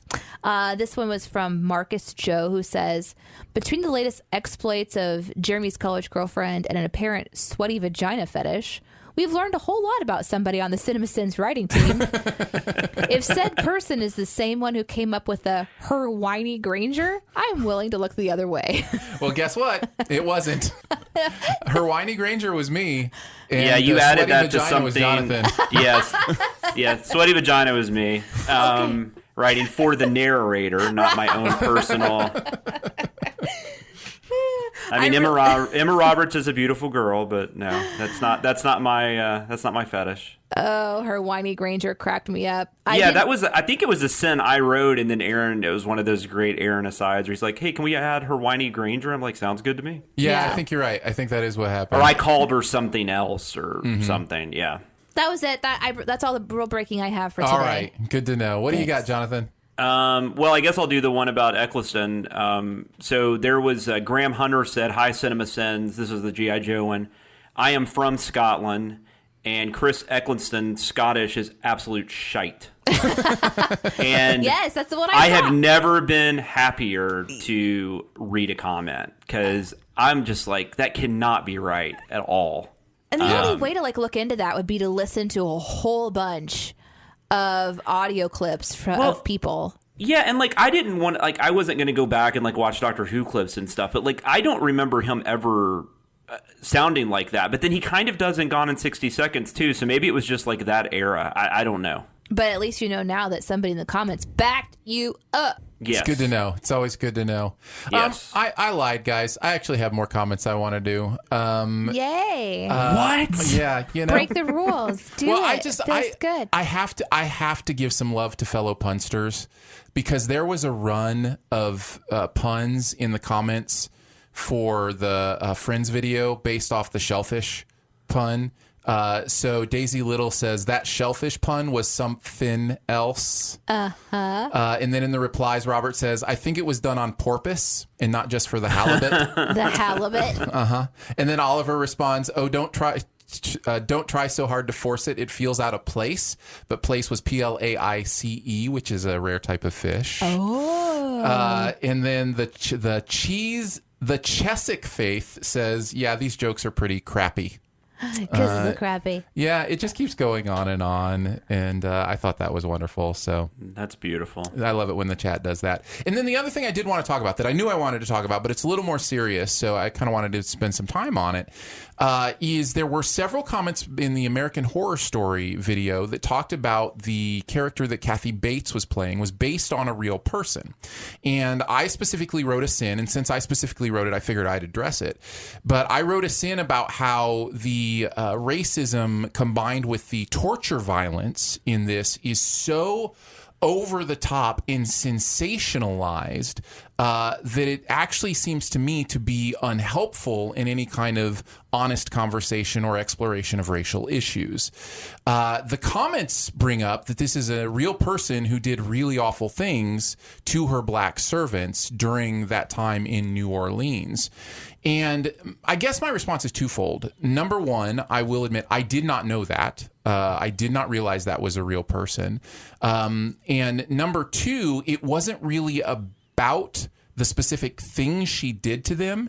It was about the way the show chooses to use those things to gross us out, to do different things. So the sensationalism doesn't have to do with the actual act itself as much as it has to do with the way Ryan Murphy does these kind of things. We've already talked about how ridiculous some of the stuff in his shows is, and I don't know that you can have it both ways. That's at least what I was trying to comment on. Now, if I didn't do that completely 100% well, that's fine. I get it. I know that sometimes it gets lost in the translation.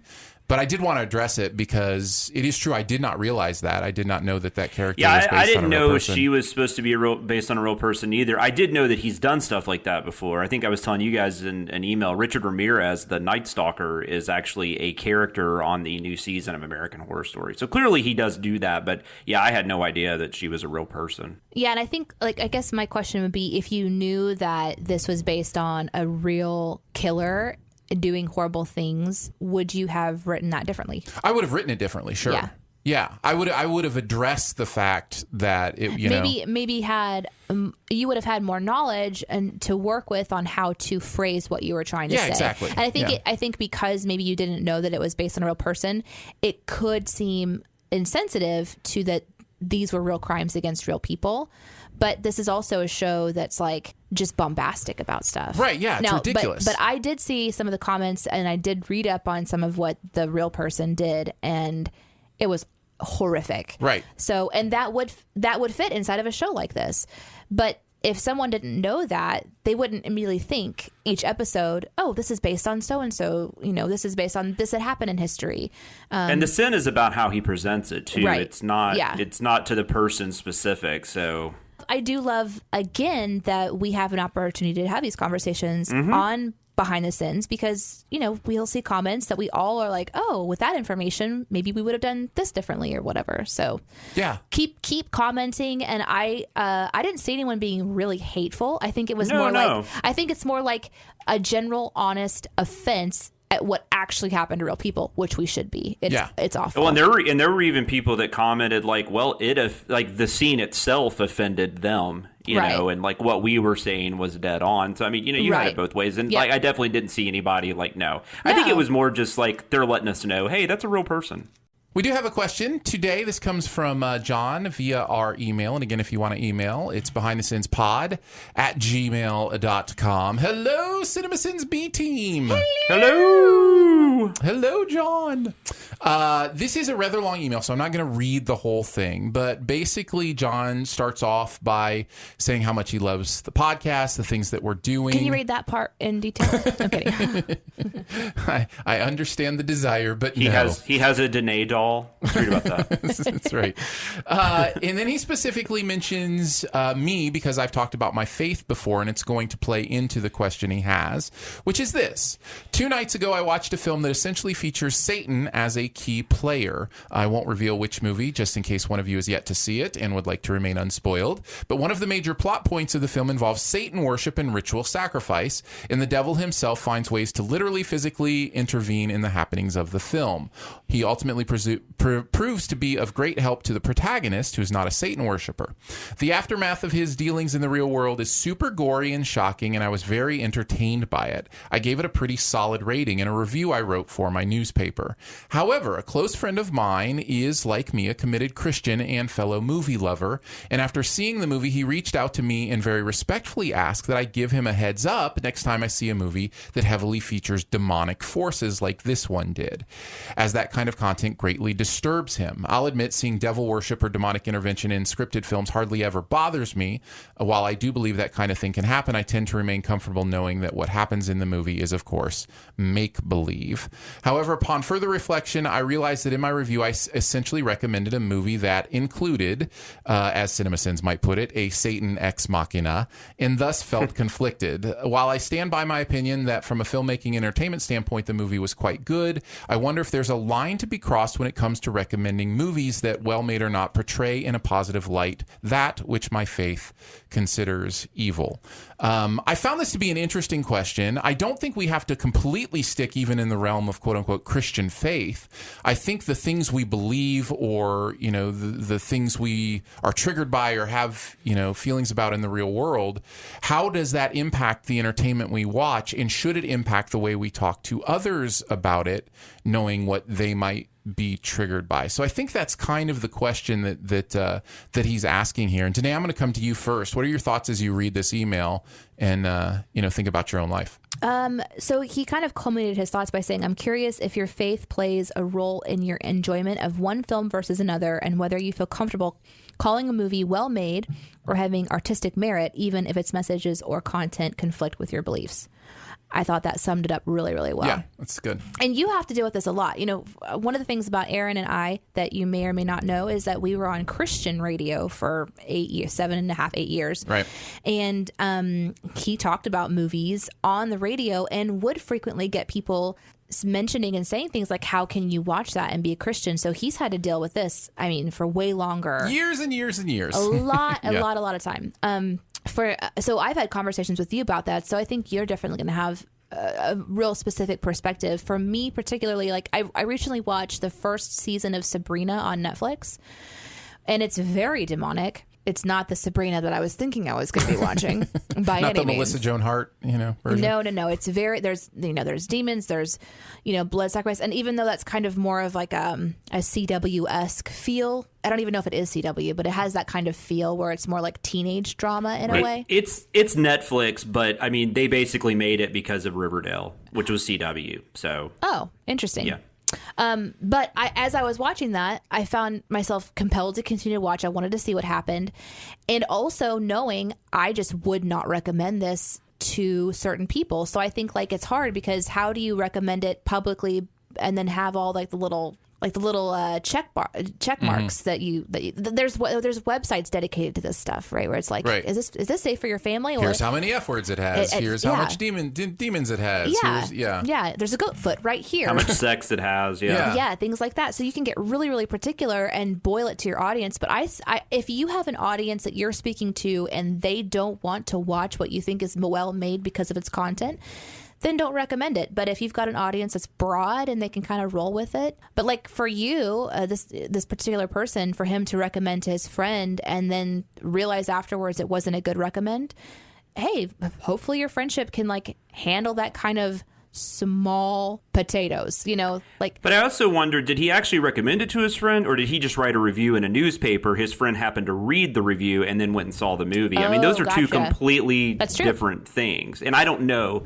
Because if you're just writing a review for a newspaper, I mean, you're probably telling what the story is, and you're probably laying out a lot of the basic plot, basic ideas behind it. So, I mean, I would think most people, if they read the review, they would kind of know what's going on. It sounds like in this scenario, it was more of a twist. Yeah, I agree with that. But you made me think of something, Jonathan. Do the thing where it's like trigger warning. Hey, if you're triggered by demonic activity and murder or whatever, this one's not for you. Yeah. If that stuff isn't really going to stop you from watching this is well made. And I think that's how you usually handle it, Aaron. Mm-hmm. Yeah, I think there are two different avenues to look into here with anybody, and not just I'll address the faith thing more on the second one, but the first one is a content thing. We're all triggered by different kinds of content. That doesn't have to have anything to do with what you believe, about God or anything like that. That can be just, I don't like seeing this, or this is bad. So for trigger warnings, I think, we mentioned Does the Dog Die, the website that has a great list of that. Mm-hmm. That's a good one.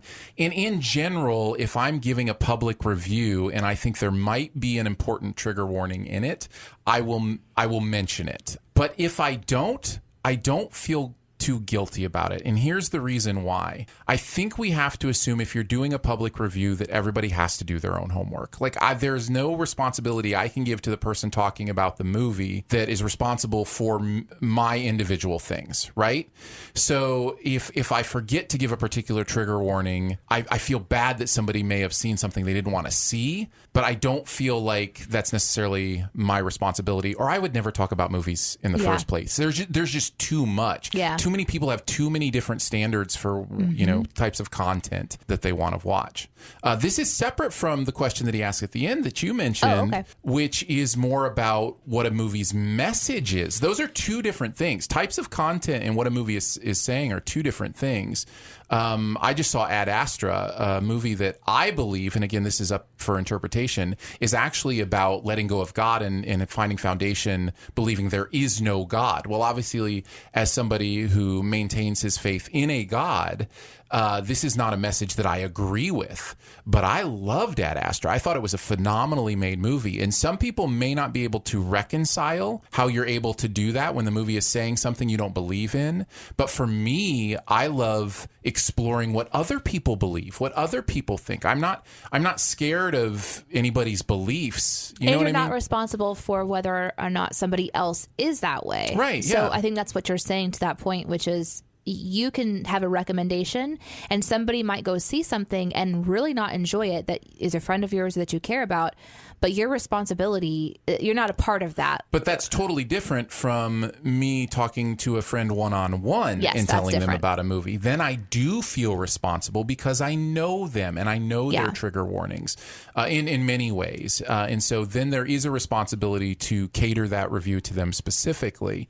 Right. Like my friend Jennifer is very very allergic to fish and shellfish. And so when I told her that she should try at a restaurant that is a seafood restaurant, that was a poor thing for me to do as a friend. Exactly. And I still feel bad, and that happened 6 years ago. Jen, I am so sorry that I forgot that you're deathly allergic to fish. That's my bad. I should have remembered that. Right. Yeah. Yeah. It would be like somebody recommending Jaws to you, you know, or something like that, where it's just like, if they know me, we got a problem. Right. A little bit. Just a little bit. But you can read a public review on Jaws and somebody saying that's a great movie and not feel personally offended. Right. Because, you know your triggers, but that person didn't. If they feel personally offended, they have a lot of personal work to do. They're not ready to take ownership of their own actions yet, and that's okay. That's their journey. You can love them from a distance. I will say, I hope that helps answer your question a little bit, great John. question. I mean, it's a great conversation. It's a great question. It is, and now I will just take it solely into my Christian faith. As somebody who is a Christian, it is the primary question other Christians ask me is, how do I know what I'm allowed to watch and not watch as a Christian, or tell other people to watch and not watch as a Christian? And I am done with it. I'm just done with it. You're like their counsel. No, it really is. It's one of those things. As it's they're like, reconciling. Of course, we're all different. Of course, things affect us differently. But it's just, why do we feel like there's some sort of overall standard that we can draw for everybody? I'm just kind of done with it in a lot of ways. But I totally. I want to listen to that podcast. What podcast is that? You being done with it, because I don't get to hear you being done with it a lot, and that was fun. Well, and you talked a little bit about like people asking you like, how could you like something? And right. Yeah. I've been so done with that for many years. I went to Church of Christ school for 13 years. I grew up around a lot of very religious people, and I would get asked stuff like that all the time. And so would my mom, because my mom was very, she was pretty cool with me watching just about whatever. She would take me to a lot of movies that a lot of my friends didn't get to go see. And it's like asking somebody how can you like Thai food? How can you like spice? How can you like, it's like, that's just someone's personal palate. It's all, everyone's individual. Well, you can say that, but for some people, it's more than that. For some people, it's moral. Well, sometimes people think, food is a moral thing. Okay, fair enough. I mean, no, you're right. You can there get religious about all kinds of things. I mean, we have a marker thing on the board, and Aaron being right happens a lot. There's now 2 marks of Danae being right from that conversation. Nice. I get that you want to, like, you were sounding real smart there, but I just wanted to let you know. I'm making some ground over here. You get to mark your second mark on the board. So what were you right about? About people being religious about flavor. About food. Oh, gotcha. It's anytime Aaron says, no, you're right, then I know I got him. I can go over to the board. It would be impossible, basically, to do trigger warnings. Exactly. That's my point. It would be impossible. It is publicly. If you're doing a public review, I don't think you should feel the guilt of somebody else's trigger warning. Do your best and understand that there is no possible way we could actually tell everybody what they want to know about what's in a movie or a TV show. I like the question, though. I really do. No, I enjoy the conversation. And I think you've got one of the more interesting views on media that I've ever heard, especially from somebody as spiritual as yourself. It's really cool. For me, what you do with information is what's important. The information itself is, in my opinion, amoral. I don't like it's. I don't know. Here's the other thing I know. I know I'm the weird one. Most people are very different than me, so I don't assume to want anybody else to be like this. I just know my own self. I don't know. I just hear you not being offended by a lot. I'm just not. I don't get the point. I don't get the point of being offended. You're an efficiency person, and you think carrying offense about stuff like this is an efficient use of your energy and your emotions. I happen to agree with you, which is why I'm joining your cult. I was talking to God the other day, and he does not like Danae. So. That's people think that way sometimes, man. Believe me, so you can't even imagine what I've heard, and I can't imagine what you guys have heard. It's sad stuff, and I think cool conversation. I love this conversation so much. This is why it could be its own show. Oh, it could be like a recovery show. Like help me reconcile being misunderstood for this. I don't know. There's something really cool about you choosing to like ask these kinds of questions because it shows that you have a big heart. You don't want to hurt people. That's awesome. Appreciate the questions so much, John. And you can get your question in as well at the email behindthesinspod@gmail.com. Let's finish up with some Beyond the Sins. To infinity and beyond. Somewhere beyond my wild history. To boldly go where no man has gone before. All right, we're going to chat about something else from the world of pop culture that we have seen recently. It can be good, bad, or ugly. Danae's going to kick us off on this one. What have you seen, Danae? Or experienced? Have experienced a book you should read. Oh. Instantly. Is it called Strings? You going to do some log rolling? It. Guys, listen. Strings is really good. It's been on my list to talk about for weeks now, but because the book is coming out, like now I feel like I should talk about it. I think it is. Did you not already talk about? Oh, you talked about the Ables. I did talk about the Ables. Gotcha. So I'm gonna just piggyback on that since it wasn't that many episodes ago. No, I'm glad. This is good. I am not kissing my boss's patootie. I'm not. You can interpret it however you want. There may or may not be secret snacks on the line from me selling 1,000 copies of his books. Well, it sounds like, what's the makeup? Mary Kay or something. It sounds like a multi-level marketing scheme or something. I could totally make one. I've been involved in MLMs before. Strings as a pyramid scheme. For real, though, I read this book because Aaron slipped me a copy. I did. Before I left town so that I could read it on my vacay. Actually, it wasn't. I know it the was author personally. He mistreated this book. I did not mistreat the book. The book was in a bag that also had condensation in it, and it got watered. It got a little bit of liquid. I'm a book Did snob. you take it to the? Did you read it in the bathroom? Is that what happened? No, he actually. Is it stamped? I loved it so much. I read it in the shower. I apologize. While you were eating a sandwich. Yes.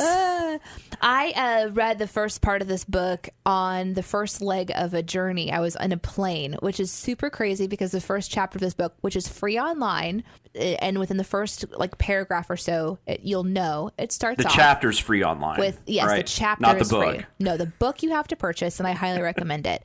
If you haven't listened to it, if you haven't read the first book, it is so good. And since it is kind of more of is it like young adult probably? Yeah, for sure. It's young adult not fiction. It's not something that's like 7,000 pages or something crazy. It's a really good read. And what I mentioned in my previous experience with this kind of universe that Jeremy's built is it's dealing with like a really beautiful parent relationship with a child, learning about their own abilities, and then the child becoming independent throughout the first book, using their abilities and learning how to be with a team of their friends and the dynamic between them and just how the lead character is just thinking. It's a unique young adult novel to read because it's not doing the CW version of life, where you fall in love with somebody and da-da-da-da-da. So the first book was really kind of like, it was really nice. Now in the second book, it progresses into what could be considered like, oh yeah, it's just like a standard, they're going to fall in love or something, just that next kind of growing up. But it's done in such a really nice way. It's very mature. And also there's a darkness to it because of all the stuff. If you've read the first one, some really crazy stuff happens to this kid that isn't just glossed over as the story picks back up. And I really, really appreciate a book that actually kind of deals with the grittier parts of growing up and not just the what does she like me, does he like me, are we friends, but just like the hard stuff, like what happens if you really, really are crushed emotionally or you haven't gotten over that insane stuff that happened just last year. And Jeremy doesn't shy away from going into that in such a way where it's not too much and it's not too little. It's like the perfect amount of real life, real grit. And so I'm really enjoying his character building and I definitely recommend it. So please, if you haven't already, check out the Ables first and then Strings is available now. Now, Danae, I just want to ask though, have you actually watched Vampire Diaries? Because no. Elena goes through some shit on that show, okay? Okay. I'm just kidding. I can't. You're like completely disrupting my mind though that you're saying the CW isn't realistic. I'm very upset right now. Yeah. Well, it's not all cleavage and superheroes. I don't No. understand. No. There's something really cool about reading a book too, because you just get to imagine it yourself. This is what I've heard. And you should try it, Aaron. You should try to read. You should try to read it. I really do recommend it. And hey, if you do decide to pick it up, please go to Twitter and go into the thread about the snacks and let Jeremy know, okay, that you're going to get this book because of me so I can get snacks. That's really what this is all about. It all comes back to you. All comes back to me. I'm an incredibly selfish person. It's just something I'm going to claim forever. What do you got, Jonathan? I actually have a book too. Really? Yeah, really. Is it strings? Some of us read. What, strings? No. No, not that. That sounded trash. really bad. No. I'm glad you brought that up. I have not had a chance to read it yet because I have not gotten a copy yet.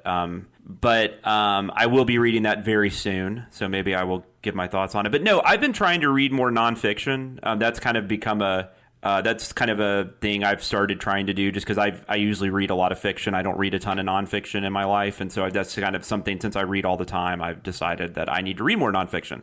And we were also talking about true crime earlier.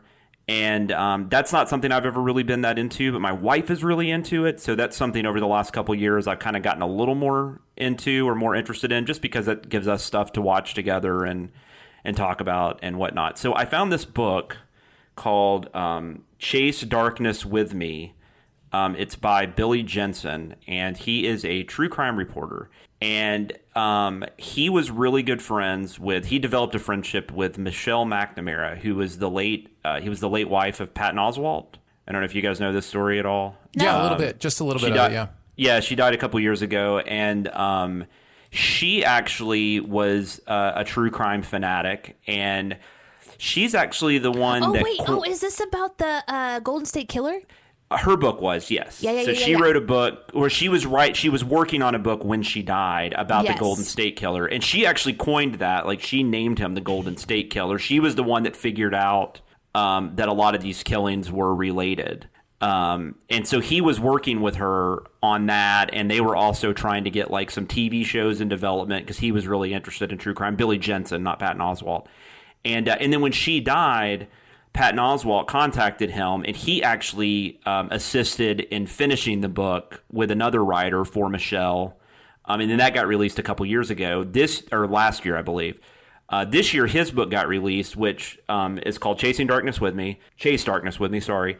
And it's basically just about his journey into becoming trying to assist the police in some of these cold cases. And he's actually really good at it because, police forces, they get just a bunch of cases build up. And then so eventually, if they haven't found somebody after a few months, they just kind of have to start going on to the next case.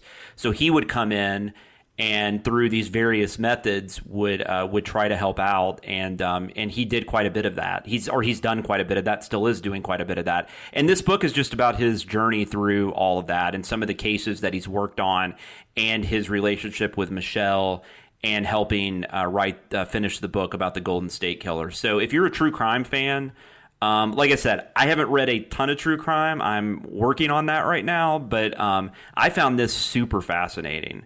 And I think it's something that any true crime fanatic out there, it's definitely worth a read. So, what is the name of the book again? It is called Chase Darkness With Me. Very nice. I did not do a book, which should not be a surprise because I do not read. I wish I did. I really do wish I did, but it's just I can teach you.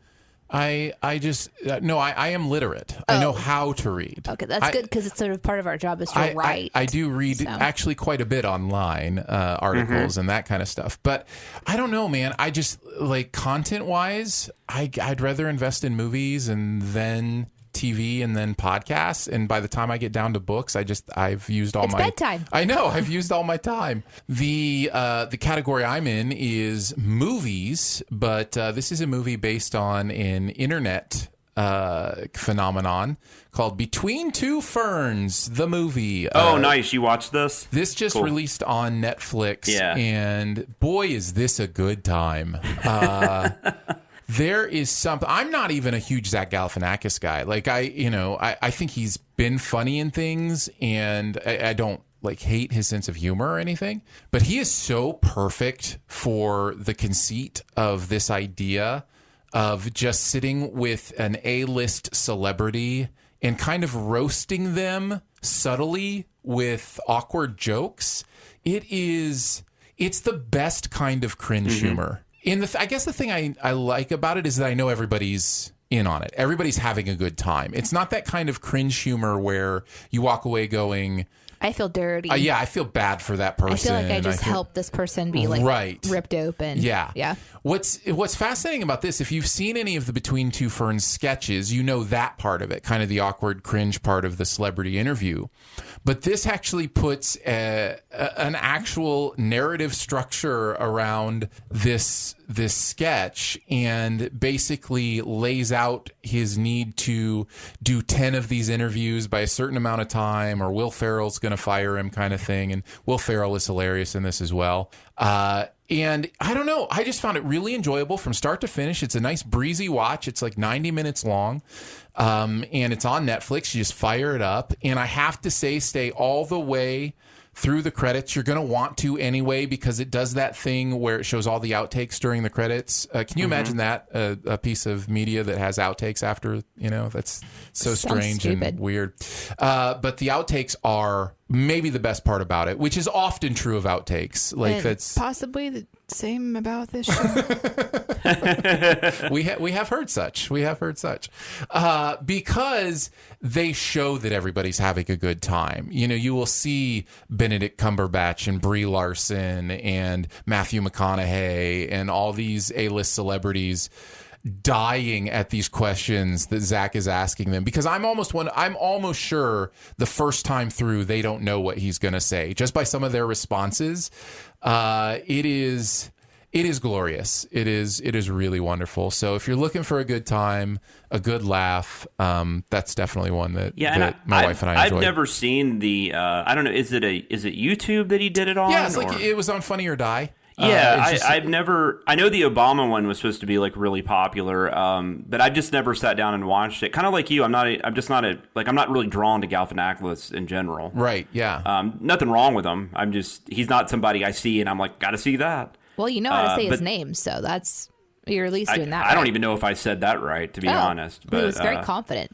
I actually do think he messed it up a little bit. Galifianakis? It's Galifianakis. Galifianakis? Yeah, I think I added an L in there. Yeah, I think there was an extra L in there. Yeah. But no, I've heard good stuff about this, so I was really curious to watch it. So I'll definitely have to check it out. What's funny about you continuing to mess up the name, Danae, is that's like half the jokes in this movie is that he messes up their names. Like really? that's one of his main things. Like his stuff with Benedict Cumberbatch. I swear my wife laughed for 5 minutes after one of the mispronunciations he did of Benedict Cumberbatch. So and you might have said this, but is he playing himself or is he playing a fictional host? He's playing a fictional version of himself. His name is definitely Zach Galifianakis in the movie. Will Ferrell's name is Will Ferrell in the movie.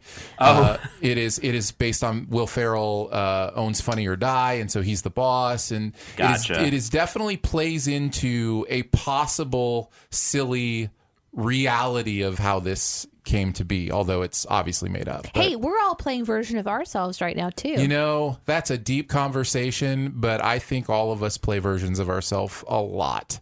And you know what? I actually think that's okay. I'm pretty sure we should. I think that's right. I think the way you reveal yourself to others is important. It is important. And who you reveal more of yourself to is important. That's right. So. It was very strategic to talk about my tater tot addiction. Was it? Yeah.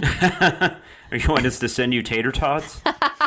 No, that's horrible. They're only good fresh just after they're made. Male tater tots. So you want them to show up at your house with tater tots? Nope. See? I'm telling you, important to know what you reveal. No. Just by me saying I like something doesn't mean you have to do something about that. It's just I'm revealing that I am a fast food junkie. Well, that's going to do it for Behind the Sins this week. Don't forget to make sure you're subscribed and go ahead and leave a comment or rating as well. You can hang out with us on Twitter. I'm at Aaron Dicer. She is at Danae Says. He is at Sam Loomis 13. So for Jonathan Watkins, Danae Hughes, and myself, we'll see you next week. Thanks for listening. Send any feedback to behindthesinspod@gmail.com. And be sure to subscribe or message us at Twitter. And be sure to visit cinemasins.com. Guess what I did? What did you do? I brought a new snack to eat on the microphone today. Did you? Yeah. This one. I'm just remembering that this is a running joke from our recording together for a long time. This is not just behind the scenes. It was during New Music Digest. New Music Digest. Yes, you used to pick a difference. You had a mystery snack every single episode. Well, I guess my super original idea isn't so original anymore. Oh, by the way, don't remember Jonathan's number. Forgot to save it. Don't tell him. Because I don't want him to take it personal. You know how I won't put this in the outtakes at all. You know how he cries about that kind of thing. Nobody will ever hear this. All right. What's his phone number? You're being serious. You really don't have his phone number. No, I really didn't save it. I'm not kidding. I'm a bad person. Doesn't your phone save the calls? Like, can't you go back to your calls from last week? Okay, Aaron, I'll do that. I'll just spend my time scrolling through. Well, how is that different from me spending my time scrolling through looking for his number? All right, let's go back here. What day was last freaking Monday? It was the 16th. You literally could just open your contacts, type in J-O, and there it would be. But that's a good point. That's a good point. Nope. Let's see if I can beat you there. Wait, no. Where is he? Jonathan. Okay, I got it. 615. I don't care anymore. Freaking mean. I don't like it. How much do you not like it, Danae? 3. Like 3 out of 10? Out of 3.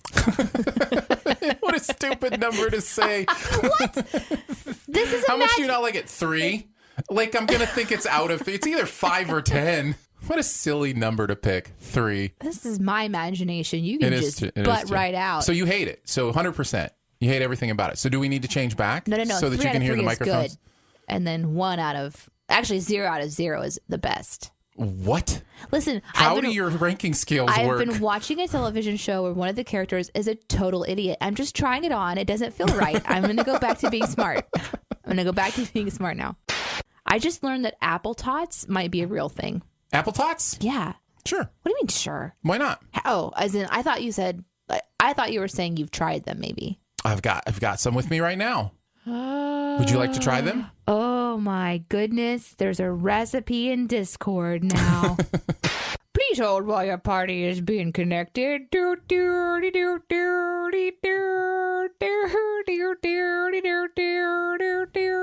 I have a bone to pick with Sonic.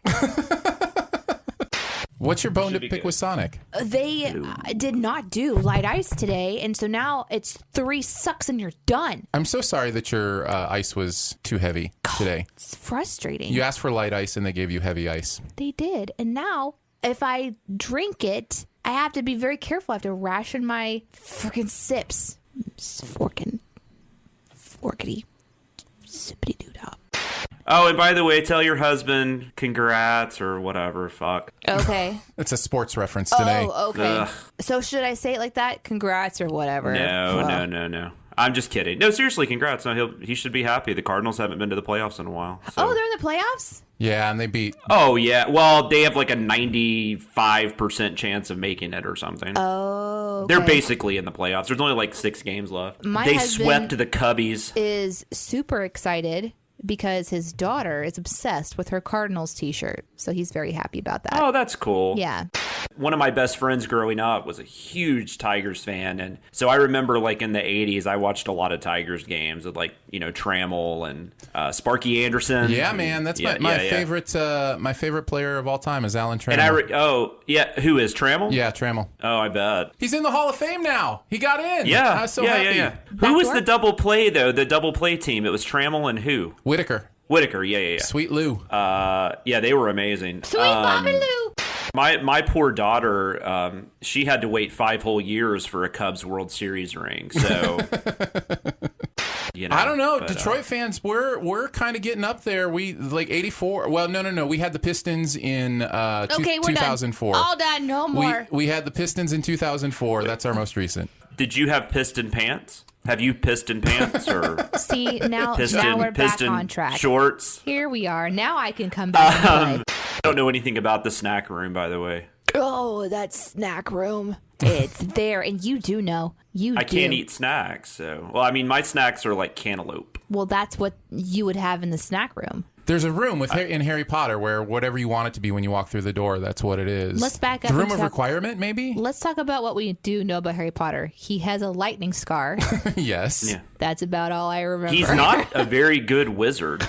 That's right. I don't remember what you're talking about, but essentially... But that's the snack room. The snack when room. you walk in, it's whatever snacks are important to you. Yeah. So I'd walk in and there'd be Fig Newtons all over the place. Well, not all over the place in your designated snack area, because also this is the perfect snack room, so nobody jacks with your snacks. Are you a Fig Newton person? Here's the thing. I gravitate towards snacks that aren't crazy sweet. And so a lot of the snacks I gravitate towards aren't ones that a lot of people like, because people like sweet snacks, right? Well, you know what's good about that, though, is nobody takes your snacks. It's so true.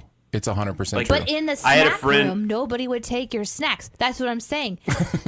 No, I've never been like a chocolate person because it gives me headaches and all kinds of issues, and so I don't know. Fruit is typically what I do. I will take a chance on a cupcake every now and then. There's something about cupcakes that just, if they're made right. Tanae has now started eating a donut. I had a very clever retort to your when you sent the CinemaSins web email. I sent back, "Do you have donuts?" But you didn't get the email because apparently that email address doesn't work. So it's all part of the grand plan to just troll the CinemaSins guys for eternity. I'm going to create a CinemaSins email. I thought you were about to say it was a plan to get rid of me. Like it works for everybody except me. We set it and up. you guys are just like talking bad about me. Like that email should be the No Jonathan Club email address. I mean, but isn't this a perfect snack to eat on the microphone? Because you can't hear me chew. No, you really can't. And by the way, those donuts are amazing. It's from our local donut shop.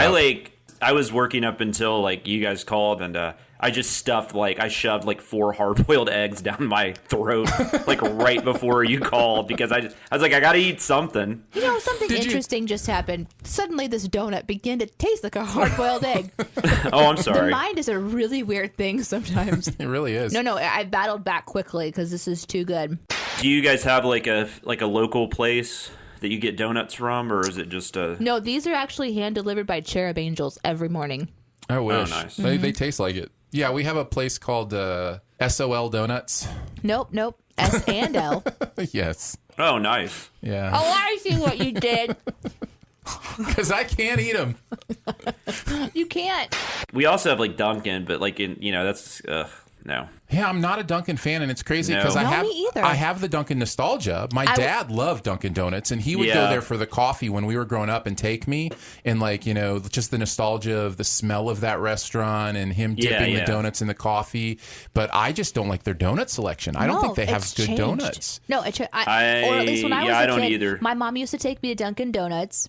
Yeah. And she'd be like, "Hey, we're gonna do a donut run." So it was like our special thing we would do. We'd go and we'd have like a late night donut and chocolate milk or something. But it was fun, and I got the Bavarian cream filled one, and now they just taste like bricks. Yeah, I don't like their whatever they use for their bread, like their yeast or their bread, their dough. It's because it's brick. Yeah. It's cement. It's a cement mix. I'm in the minority with Krispy Kreme. I think they're too sweet. Kind of like when Aaron's talking about sweet stuff. It's like I feel like you're just like injecting sugar into my tooth. I agree. I actually agree. It's very painful. I actually, when I go in there for a hot donut, like when they've got the hot donuts now sign, I ask him to grab me one before the glaze, and I just eat the actual fried dough. They give him a look like, what? No, that's probably because it probably is a really good donut. Yeah, I bet that. Most people are probably like, "Hey, so you have that waterfall of icing? Could I just stick my head underneath it for about 20 seconds?" That's good to know because there was something. I think there was even one last week where like Danae mentioned something that I never heard her say about a video, right, exactly. And then I said the exact same thing. Yeah. Like 5 minutes later, and I was listening to that going, man, I'm an asshole. Like, I should really... I told my husband the same thing. I was like, he's such a copycat. You're setting a timer? Just for awareness. I'm not going to stop us at all. It's my awareness of kind of how things are going. This is why you brought the ping pong paddle that has a green side and a red side. No, that's for the Brazilian steakhouse we're going to later. What? That's what that reminds you. Have you never been to a Brazilian steakhouse? No. What? They give you a paddle with a green on one side and red on the other. And if you set it on your table green, it means you want more meat. And if you turn it over to red, it's like, stop bringing us meat. That's bubblegum shrimp. They do that. Well, there you go. It's run, Forrest, run, or stop, Forrest, stop. Oh, no, it's a sign. It's a sign. It's not a ping pong. Okay. Jonathan? No, Jonathan, why did you hang up on us? Whoa. Sorry. You dying? You okay? No, I'm good. Oh, no. Sorry. Oh, you're good. Just want to make sure you're okay. No, I'm good. Okay. Just something went down the wrong way. That's not good.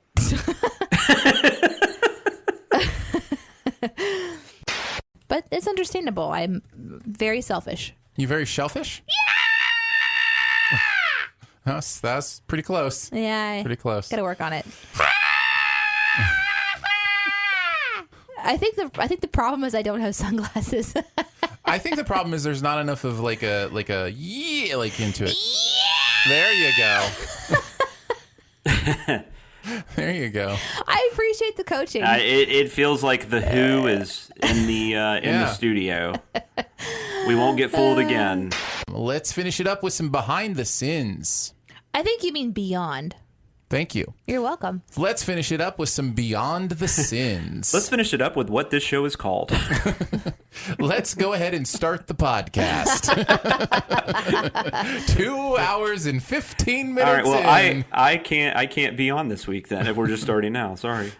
Let's finish up with some beyond the sins. You guys have to be quiet and give me a clean one so I can edit. No, but if you could say it exactly the same again, that'd be great. Let's finish up with some beyond the sins. Yeah! I think I can say this honestly. I promise you will never offend me. Like I don't think I can offend you. I don't know what that would take. I cannot imagine. I'm not easily offended. Like I would say, unlike you, I get more angry sometimes. I'm sure you get angry, but I've got one. Yeah. Are you ready? But I'm not easily offended. I'm gonna do it, Aaron. You're gonna offend me? I'm gonna offend you. You've got it? I got it. Oh boy, now I'm nervous. Pixar's dumb. Well, see, now I just know you're lying. Oh, there's nothing offensive about that. Okay, somebody tweet Aaron and say Pixar's dumb. But I think Aaron is aware that he likes Pixar more than most people. Right, so. Yeah. I still don't know his weakness yet. I'll figure it out. No, I've got plenty of weaknesses. I didn't say I don't have any weaknesses. But if I can, I just can't get offended. Offend you with something. I'm just too easygoing. I just don't care. My apathy is my strength. That should be your t-shirt. That's right. I got to worry about how I'm going to make dinner tonight. That's right. Would you get offended if somebody didn't like a dinner you spent a lot of time on? No, it'd crush me though. I'd feel real bad. So offended would be the wrong word. Yeah. But it would hurt. It would hurt me. Yeah, you could hurt me. Like, people could hurt me. Yeah, absolutely. yeah, I'll hurt you. Wait, that's not an invitation. What is this thing where all of a sudden Danae pulls a knife out? You're like, what is going on? I am holding a pen. I could use it as a weapon. Really? No, but I do agree with that because it's kind of like on Twitter when somebody says they like something and then you get all these people saying, oh, I don't. It's like, I wasn't asking you. I know, right? I was just telling you I liked something, you know. It's so weird. Why do we do that? This is why I never posted anything about having Iris or like being pregnant or anything because I just didn't want people's opinions. And just by posting something, and then I offended a friend because I never asked her opinions on things. It was crazy. Are you talking about parenting? No, I don't want people's opinions. No, it was nuts. They're just being pregnant. They're so like when you get pregnant for the first time, it's like open discussion. Everyone starts giving opinions. My favorite thing though that I discovered about myself after having my daughter was that like before I had her, when I would think people were bad parents, I would just be like, I can't really comment on it though. I don't have a kid. Then I get a kid and I'm like, I was totally right about every single one of those people. Like, all those people were terrible parents.